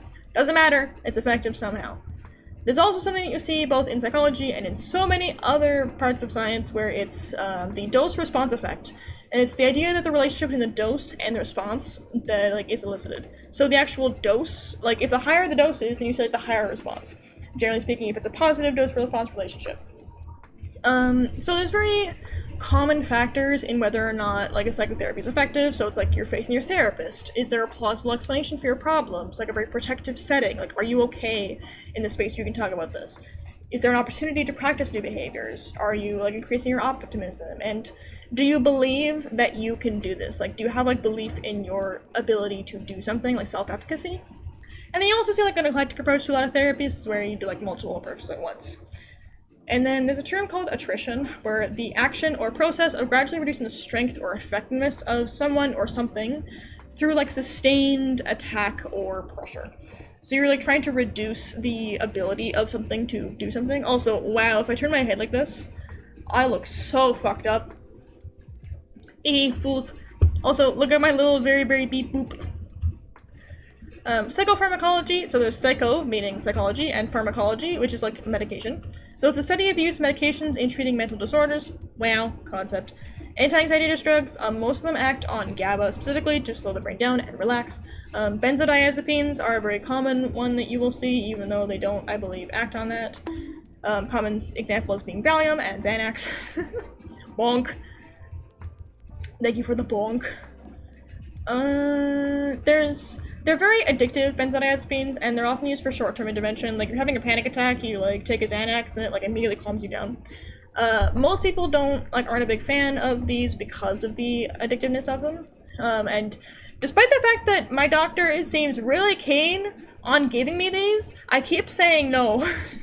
I'm like, girl, I don't really want to be addicted to Xanax because I will become addicted to Xanax because the idea of being calm sounds great. So I don't take them because I'm scared. Many antidepressant drugs work on serotonin, the most common being SSRIs or selective serotonin reuptake inhibitors, so it makes that it's the inhibition of reuptake of serotonin, meaning that serotonin stays in your brain and acts for longer, keeping your brain happier, quote unquote. There's also many selective serotonin, well no, I just talked about that. So SSRIs are like Prozac, Celexa, Persona, take Vibrid. Lithium is also one that's still used, despite the fact that lithium is quite literally just an element on the periodic table. It's a mood-stabilizing medicine. It treats certain mental illnesses such as bipolar disorder. Again, just mood stabilizers across the board. There's antipsychotic drugs such as Thorazine. They act on dopamine, and they decrease activity of dopamine to decrease any psychotic symptoms. Tardive dyskinesia is a possible side effect, which I think is a heart thing. Stiff, jerky movements you can't control. Okay, so it's a little bit similar to, tics, I would guess, but just kind of, because of what you're taking to, decrease the active dopamine. There's also electroconvulsive therapy, or, shock therapy. It's not used very common. However, it is used for treatment-resistant depression, but it's most commonly used when you are completely out of options. There's also psychosurgery, which is much less common today, but I'm sure it still happens, where you, sever brain connections, such as lobotomy. There's also a main problem that happened, around a certain time, after psychotropic drugs became popular, and, treatments, mental health drugs became popular. Deinstitutionalization happened, where many long-term mental institutions got emptied out, and then it rose, homelessness across the board, because these people just didn't have any treatment whatsoever. There's also something called situation-focused prevention, with the goal of decreasing those environmental risk factors that I talked about that may increase the risk of you developing a certain disorder. There's also something called competency-focused prevention, which is giving people coping skills and other resources that will decrease your chance of developing a disorder. They want to increase your competency. They also have meds for ADHD like Vyvanse, that is lisdexamfetamine. I am familiar with Vyvanse. Lisdexamfetamine, there's Vyvanse, and then there is Adderall. They definitely do vastly different shit. I'm going to be big now. There we go. I find that a lot of people have talked about Adderall where it's just you are focused, but in a way that's unpleasant. And then I've heard that Vyvanse can also be unpleasant, but it's more in the sense of you are very focused, but only on one thing. I hear a lot of people with Adderall can only do physical tasks. Online tasks and rating stuff for work becomes really hard. But you can clean the whole house. And then Vyvanse is I'm going to focus really hard on this one thing. It might be really good, it might be my entire work schedule, or it might be the need to reorganize my cupboards. So yeah, there's a lot going on with that, but that is actually the end of my notes. I'm glad to have taken the time to actually study, because I've put this off, because I'm it's intro psych. I've been doing really well, I don't need to study. Most of this shit is shit I know. I'm not going to ask. Thank you. You're welcome. We have learned many things today. Do you have any questions, my children? Do you have any questions or anything you want to talk about from the psychology standpoint of things?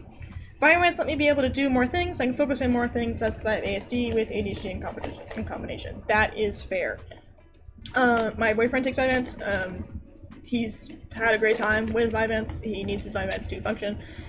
Maybe not to function, but to function well, he needs his Vyvanse.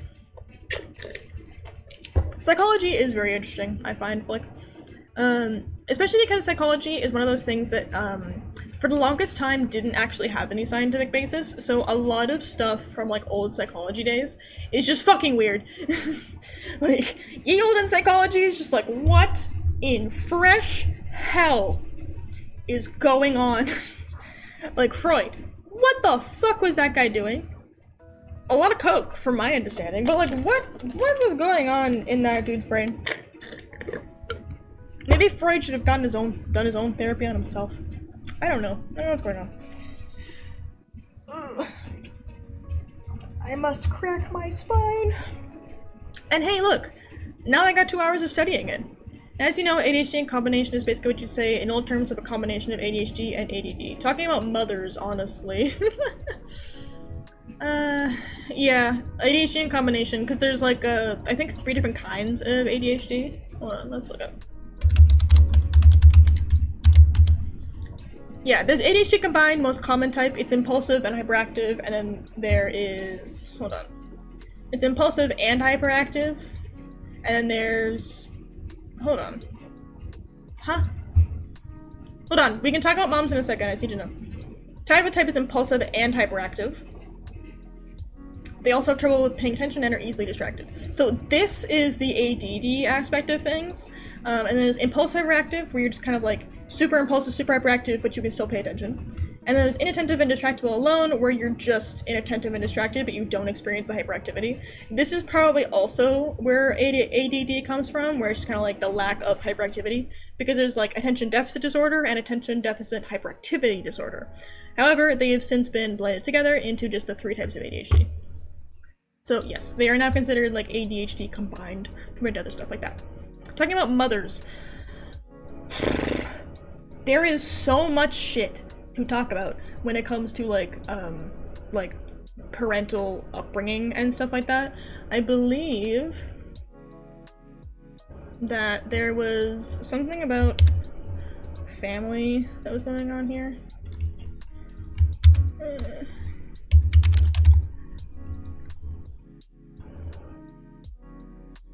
Let's see if I can find it.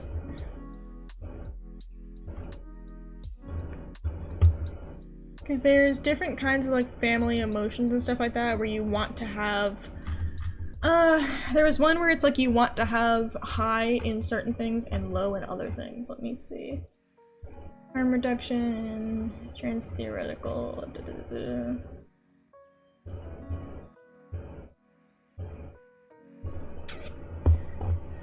I mean, Freud obsessed with that mothers and sex things. Oh! Yes. Freud had a problem. Hold on. I have to put my model back to the center. Clunk. There we go. Okay.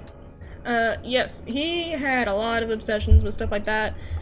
ADHD children thought of hyperactiveness only that it showed itself a different way from ADHD. Yes, that makes sense. I did not know that, but that makes sense.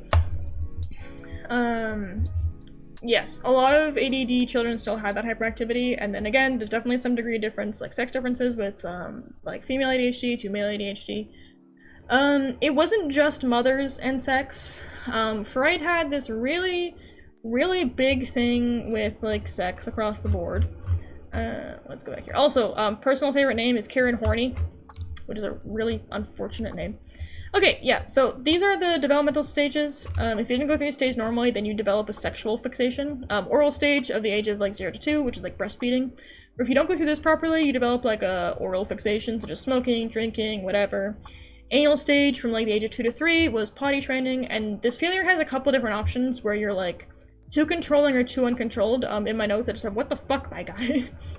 Anal retentive, which is what you've probably heard a few times. Like, if you describe somebody as, like, being very anal about stuff, they're, like, very controlling. Or very, like, anal expulsive, meaning they're just, like, crazy and uncontrolled. And there is the phallic stage, which causes problems with the family dynamic, apparently, where boys develop sexual feelings towards their mother, and your father has your mother, and you want him dead. And also, you're afraid that your dad will see you as competition and make you into a eunuch. Which is really fucking weird. Oedipus complex and the ejection complex. Women apparently get penis envy in this stage. There is also the idea that women develop sexual feelings towards their partner. Yeah, that's why they got combined to the same to their father. That's why they got combined in the same diagnosis. Yes, that makes sense. There's definitely two different takes on how women saw this, because there are some sources that say that Freud believed that women wanted to fuck their dads and kill their moms, but there's also some degree of like, oh, well, women, very demure, very mindful, just like start envying having a penis. Karen Horney believed that men felt womb envy as they can't give birth. Now, I don't think anybody's okay, no, maybe some people are envious of that because like infertility, but I don't think anybody's like jealous of your ability to birth something. That is painful.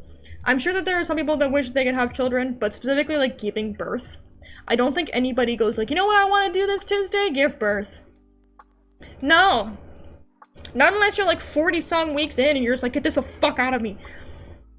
So this is supposed to end with like you're identifying with same-sex parents and hating them, but I guess it can end a problem. The latency stage is where children spend more time with their peers, and then the genital stage is where children start experiencing sexual attraction to opposite-sex peers. Neo-Freudians tried to build on this without the sex bit. It didn't really work, but they really tried. Okay, I'm still trying to find the family thing.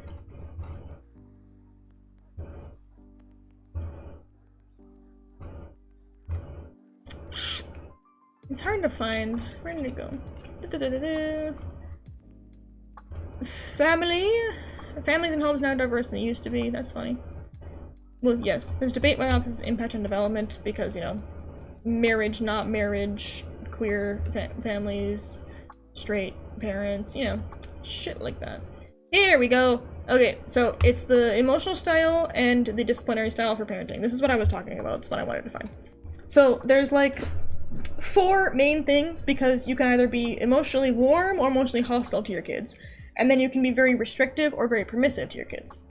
One of the reasons was also because ADHD for women is very different than the one that shows up in men. It's more like ADD, even though they had ADHD, because they have an easier time masking it, thus got combined in the same diagnosis. That's fair. I question whether, I was talking about this earlier, where do they have an easier time masking it, or are women just socialized to be quiet? Because, like, guys, I find, especially, like, young boys, it's like, oh, well, he's loud, he's a little boy. They're like that. Please eat something. If it's been 48 fucking hours, you need to eat something, Volcano. Before you, like, actually pass out, please. Go eat. I'm telling you, go eat. Yeah, I question whether or not women have an easier time masking it, or if women are just, like, taught to mask it more than men are, if that makes sense.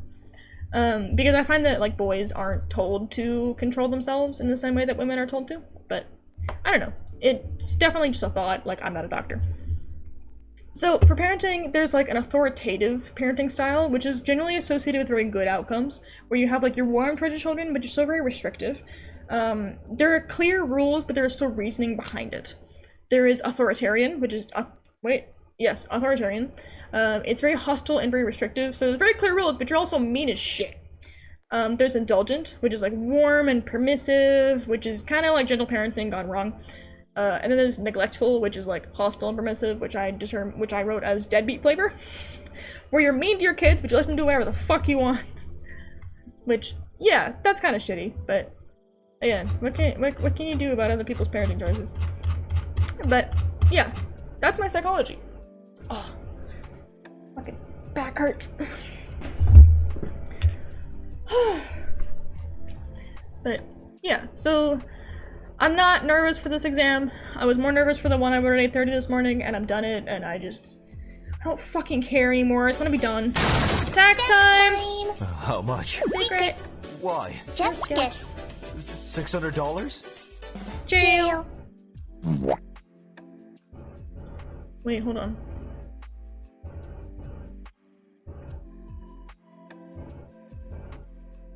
There you go. My notes are in jail now.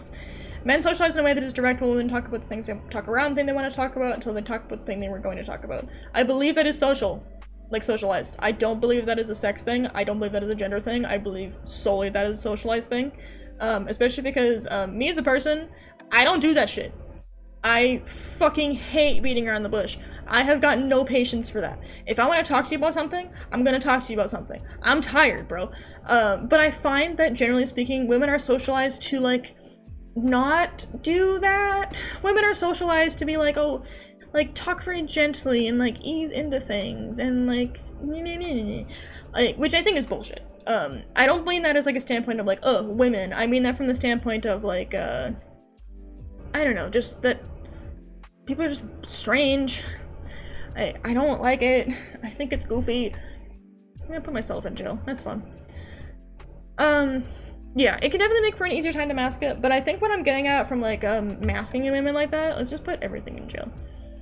I think more what I'm trying to get at is that if women are socialized to like talk around things and like be very quiet and sit still, like if you're constantly socialized to do that, you will eventually force yourself to mask in order to have like that success in life, because if you're told like, oh, like you need to be quiet and shit like that or else you're not gonna have any success in life. Like if you're told stuff like that all the time, then obviously you're gonna do that in order to receive like praise and success from the people around you, right? But if you're like not experiencing shit like that, if you're not given this like constant message of like you need to do this, you need to be quiet, you need to do that, then you're not going to have to mask. Like that's more what I'm getting at. Not to say that there is a sex difference. I agree. Like there definitely is a sex difference in terms of like how women and men present ADHD. But turn on my jail now. There's definitely a difference in how they present ADHD, but I believe that there's definitely more of less of a sex difference and more of, I think there's definitely like a socialization difference too, which I don't think is talked about nearly as much. But I find that's very common in a lot of mental illnesses because women are, at least Western-wise, I think women are socialized and taught to be, women have like stricter rules, I find, than men. Not to say that men don't have issues with that. Like men have to be like big, tough, blah, blah, blah. But that expresses differently than what I'm talking about. I think that women are taught to be a very specific way. Men are taught that they can kind of do whatever they want, except for like show soft emotions, but generally speaking men are kind of told like, ah, well, boys will be boys type shit, you know. Like that's what gets me a lot of the time. Also, speaking of which, well, actually not speaking of which, I agree with you. What I said is what usually written as determining factors. Have a family full of people with ADHD. For me, everyone just yaps, no matter if you are a man, woman, or non-binary. That's fair. My boyfriend also just yaps. I love him to death, don't get me wrong. I adore him, but my god, that boy can yap. Also, I want to just really quickly, I want to show off my cute little my little V-Right outfit. Look at this outfit! You can't really see my shoes, hold on. Honk. Shoes. Ta-da! Yay! Look at how far I can just lean. There's also an option that I can set up where I basically just, well, I'm big. Settings, turn on settings. Use avatar locomotion. There we go. We're walking! Which is so funny. Well, you can just fucking vanish. Yeah, I can just like make my model just be gone if I want to. Yeah, so we can just like dance if we want to do that. I'm the quietest one, not funny, being one of the only 3 introverts on the whole family on both my mom's and dad's sides. The rest just yaps. Yeah, that's very fair. That's very fair. Everybody just kind of be yapping, but also just like, wow, look at this bitch go. Also, sorry, it's probably because I'm making myself really big. I gotta close this so that way I can reopen it, so I'm just gonna be gone for a second. Okay.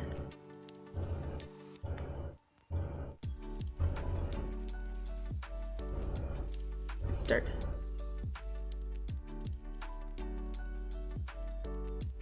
Okay. So, we're doing high quality tracking.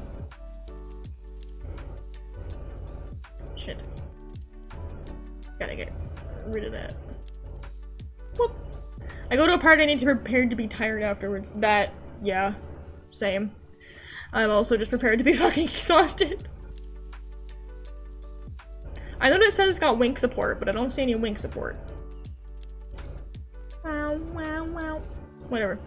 Yeah, I don't go to parties, personally. I mean, do I look like the kind of bitch that goes to a party? No. I'm a VTuber. I don't do things. Quack. I like how I just missed because I didn't have my VTuber model in the right spot. Sorry. Hi. So what is the tiredest you've ever been? Well, probably when I didn't sleep for like a really long time, if I'm being honest with you. For a while there, I had this thing where no matter what I was doing, I would wake up at 3 in the morning because I was sick all the time. 2 years ago, actually, yeah. I was experiencing vertigo and crazy food poisoning, like, all at the same time. So, because my fridge was not cold enough, and I did not know this because I was a university student who was just moved out. Excuse me. So I had just moved out and my fridge wasn't cold enough, so everything was giving me, like, low-grade food poisoning. So I was just, like, vaguely sick all the time. I hate vertigo. It sucks balls, man. So I'm dealing with, like, this fucking vertigo that keeps putting me to the floor. Crazed anxiety about the vertigo, because it's fucking terrifying. You want to talk about that? Vertigo is terrifying. It is so scary, because it's like, I'm gonna die. I'm dying. I had it because I had this weird sleeping disorder. That's fair. That's unpleasant. I hope that that's better for you, because that sucks. That sucks ass. So many times, I woke up at, like, oh dark stupid in the middle of the night, like, violently nauseous. The world was spinning. Like, you know when you get really drunk and then you have the spinnies? That's what my vertigo felt like. It was awful. Ever since I've had it happen, I'm seriously scared of getting it again. That's fair. Am I dying or just dizzy? Stupid game to play. Yes! That. That is exactly how it feels. It is the worst shit. And so, I did that for a year! A fucking year! I did that for a year straight. I went to doctors. I went to, like, everybody and their mother, and nothing, like, no, it didn't, nothing worked. I need to turn off the locomotion. This is starting to piss me off. There.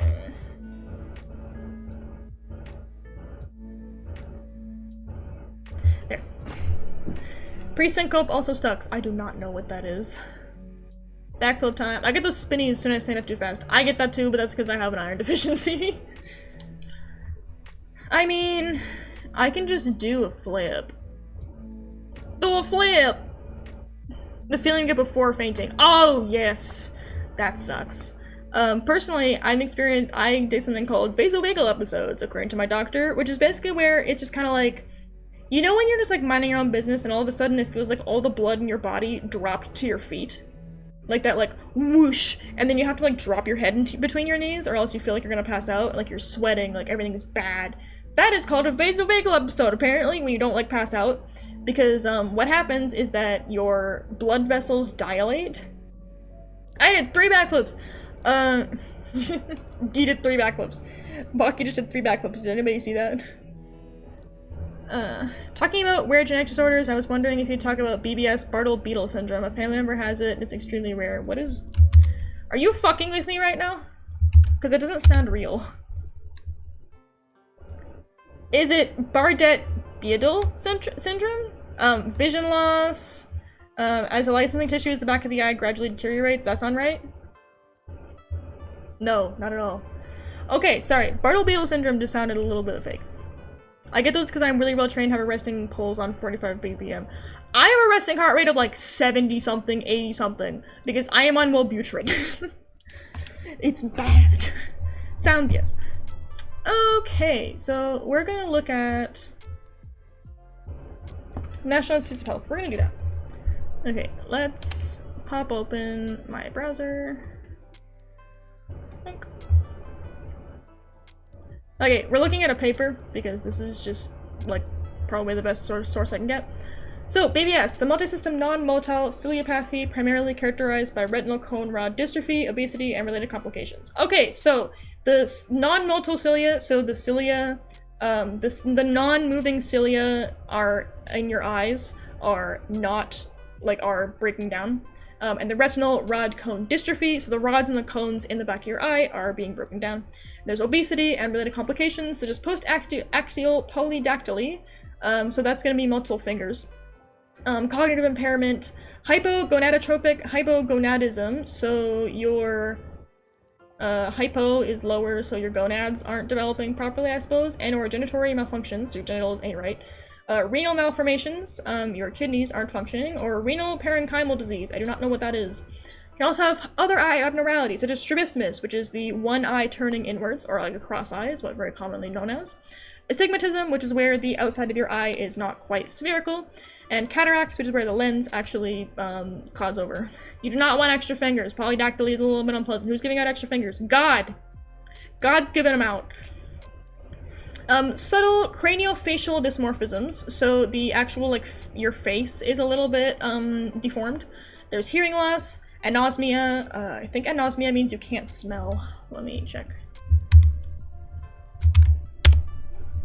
Yep, anosmia is loss of smell. Fuck the guy, I want at least 2 more so I can type worse. Okay.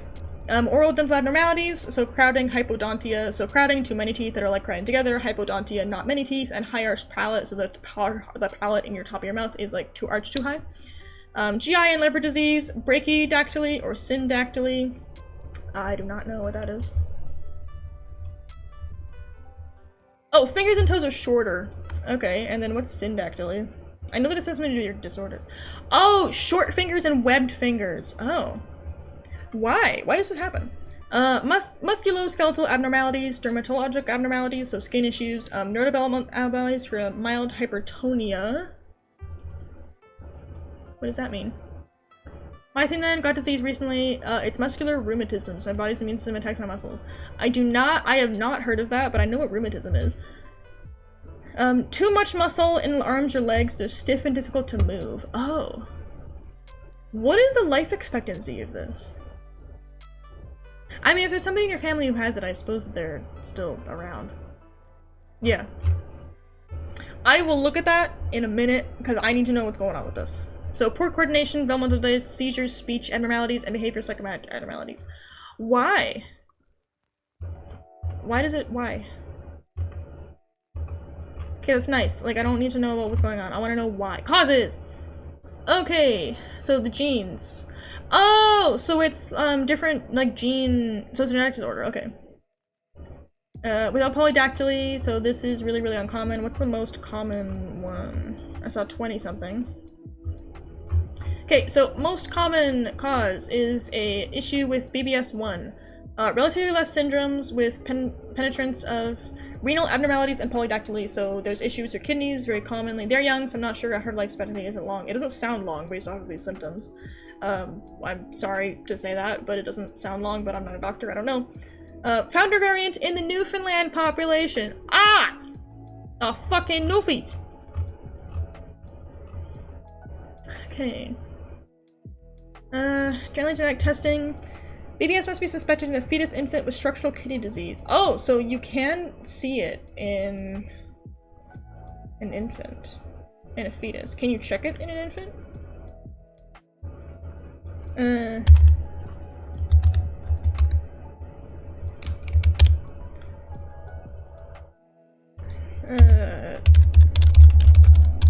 you test for it in utero? Yes! You can test for it in utero. Okay, that's neat. Central obesity develops in the first year of life, other prominent history. Family history is very common. You can do molecular genetic testing. Management! So you can measure a bunch of different stuff. Ophthalmic consultation, routine dental care. Cardiovascular checking. Oh, you'd have to go to so many doctors. Monitoring for symptoms of sleep apnea, recurrent infection, assess for anatomic abnormalities. IBD and celiac disease. You'd have to monitor for so many different things.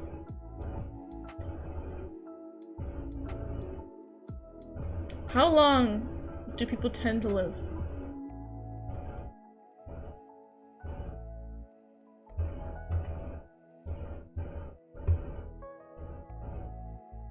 Oh! Majority of individuals have near normal life expectancy, though with various impairments. Oh!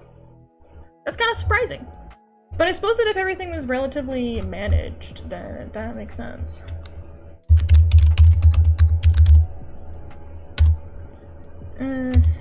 Rheumatism. Polymygdala rheumatica.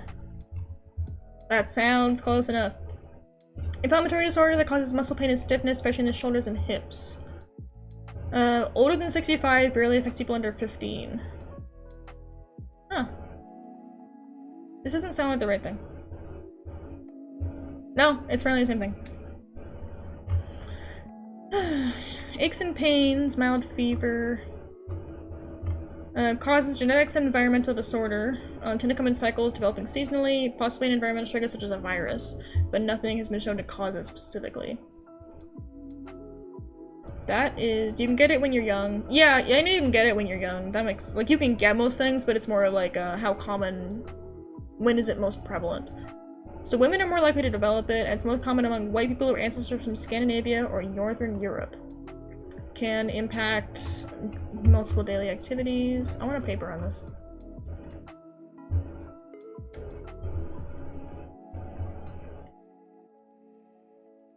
The main symptom is stiffness. But yeah, you mentioned your grandparents, so I assumed that it was, I have to reorganize this. There we go. You said it was your grandparents, so I kind of figured that that was what was going on there. From the shoulders, neck, and hips most common. This reminds me a lot. Had to say Scandinavian, that's where I'm from. Yup.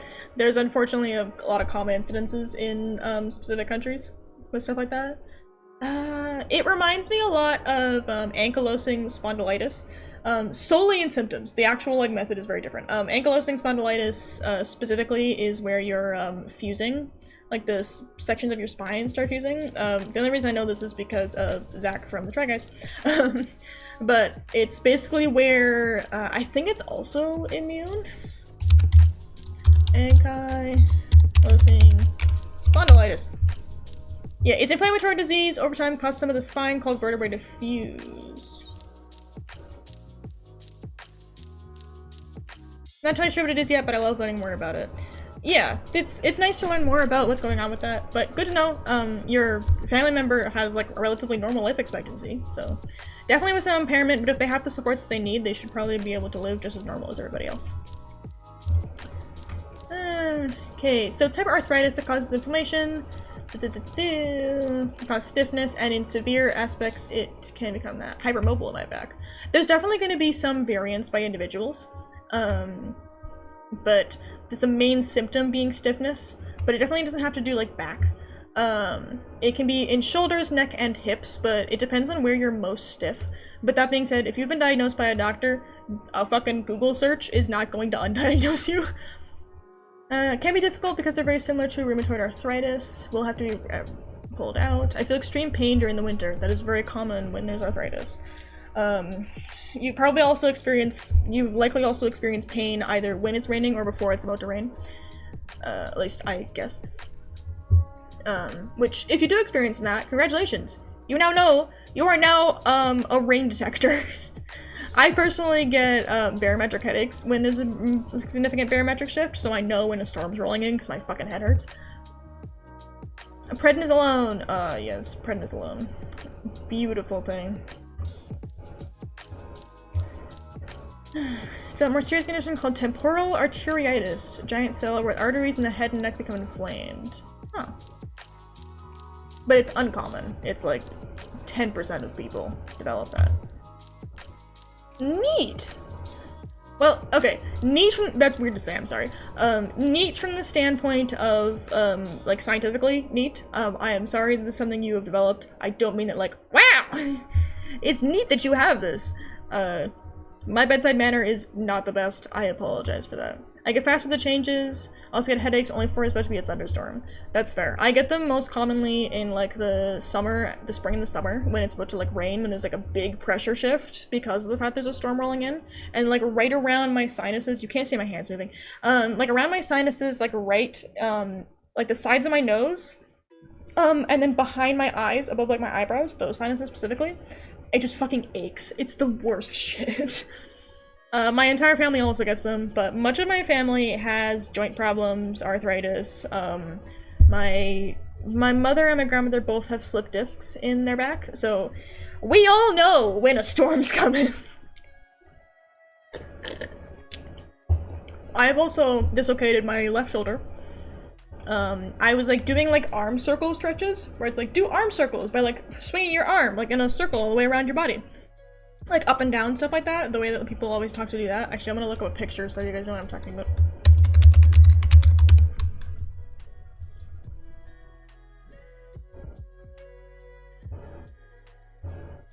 This shit! Where you like move your arms all the way up and then just like keep them straight as much as you can, like keep them vertical as much as you can. Yeah, so I was doing that because that's what I was recommended to do by like a doctor or some shit because my shoulders were hurting. And I popped my fucking shoulder out. It popped out and then popped back in and it hurt like a motherfucker. I have not experienced pain like that in a while. It didn't hurt the actual initial pop out, pop in, but then all the muscles in my rotator cuff just kind of went, what the fuck? And then I was in excruciating pain. Like, God, it hurt. And then I couldn't turn my neck for like a week. I have never seen a doctor about this because I can still move my shoulder, but my shoulder, both of my shoulders, but specifically the one that is like really bad for this, my shoulders like to pop out of their sockets a little bit. It's not that they dislocate. It's really hard to describe what this is because I haven't talked to a doctor about this, but it feels like it's sliding out of alignment. It's kind of the best way to describe it. Like it just kind of like pops out, but not like fully out. It just like doesn't feel like it's sitting right in like the pop of the joint. Having a hip joint just hurts all the time, only noticeable when laying on my side. My hip joints do that too. Mostly my hip joints do it sometimes. My knees are really bad for it. My shoulders and my knees, it constantly feels like they're just like fucking out of where they're supposed to be. And I'm like, what are you doing? Why does this hurt? I'm not doing anything. I'm just like walking. Why do my bones ache? It's unpleasant. It's also just kind of unfair, not gonna lie. Like I'm just minding my own fucking business. And all of a sudden everything hurts. Yesterday I got to deal with this lovely thing called every single joint in my hand, my right hand, my writing hand, hurts. Like why does my entire hand just ache? My shoulder joint's always at the brink of dislocating. That's from an old injury. That's fair. It feels like my shoulder is always at the brink of dislocating, even though it's probably not, but it always feels like it's just completely fucked up. Ugh. Cracking my neck.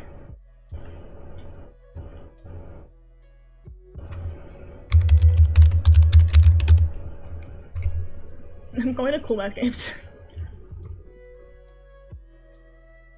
Because I can still yap while I play Papa's Freezeria. Let's go, nerds. Oh my god. Yes, I can still yap and read chat, and also play Papa's Freezeria, so that's what we're doing.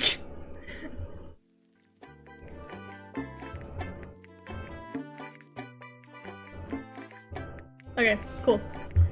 Oh yeah, I forgot I was doing this. I did boxing, I think happened during a fight that resulted in me tearing almost all the muscle in my shoulder. Fuck, that must have hurt. That must have hurt like hell. Jesus Christ. Run 3 slaps. It does slap, I concur.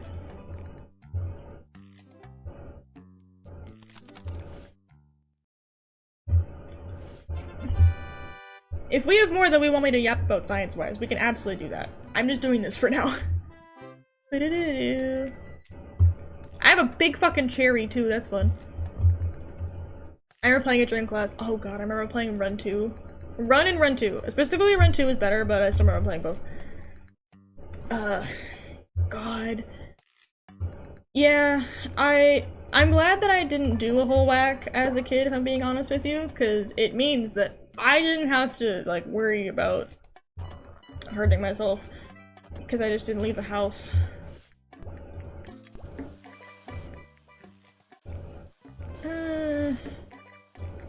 Cool. We heart JoJo. It reminds me of Joja from fucking Stardew. What the fuck do you want? Medium cookies and mint with half blend and whipped cream and chocolate chips and mint and a cherry and a cookie on the side. The way the character pops out of the screen is funny to me. Yeah, it just kind of like, hi.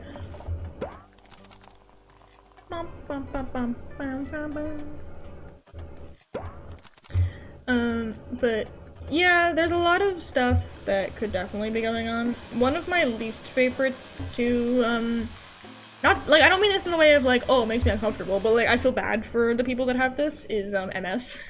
MS is the one that's also really unfortunate. Factory balls! Oh, fuck. Hold on. That's much more important. I want to do that. Yeah! I didn't feel it until afterwards, after 2 more rounds that was. I went to the hospital, fixed everything up, didn't get therapy for my shoulders. Yeah, physiotherapy is one of those things that doctors don't drive home as being as important, not gonna lie. Like, I feel like they really should. Factory balls, my beloved. Yeah, I don't... No, wait. This. Yay. I love balls.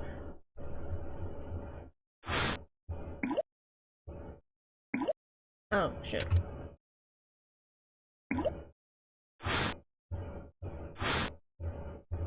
Balls. What?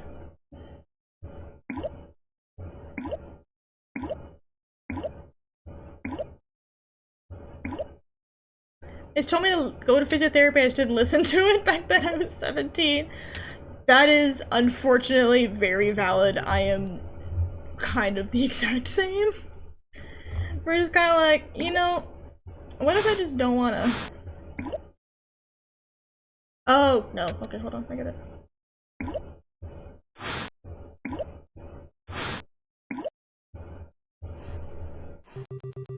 Yeah, I do physiotherapy for a completely different condition that I have, but physio is one of those things that, not gonna lie, is kind of solid.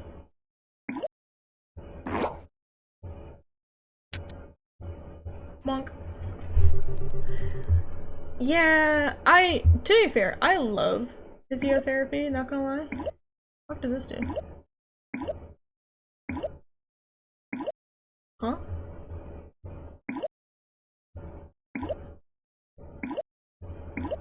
What? Oh! Okay, cool. Colors. I think it's supposed to be orange. It adds 2 colors together. Yeah! Balls. We love balls. Oh!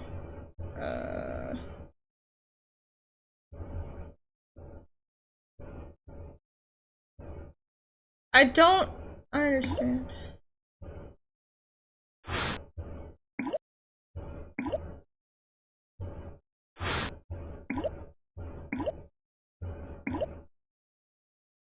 Okay, well that's not it.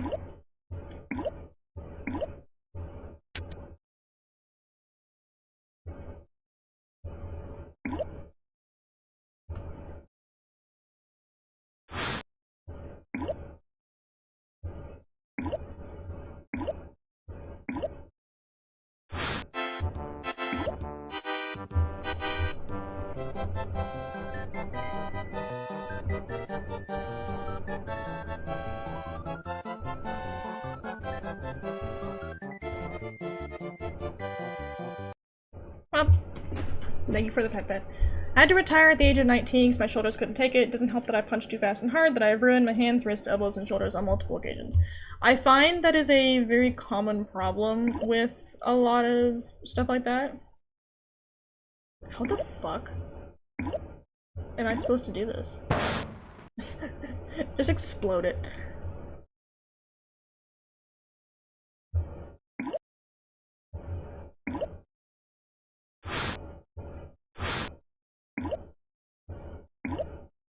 No!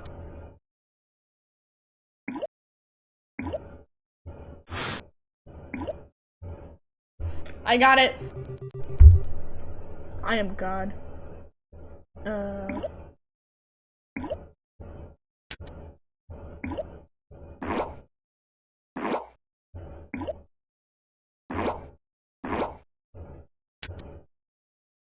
Yay!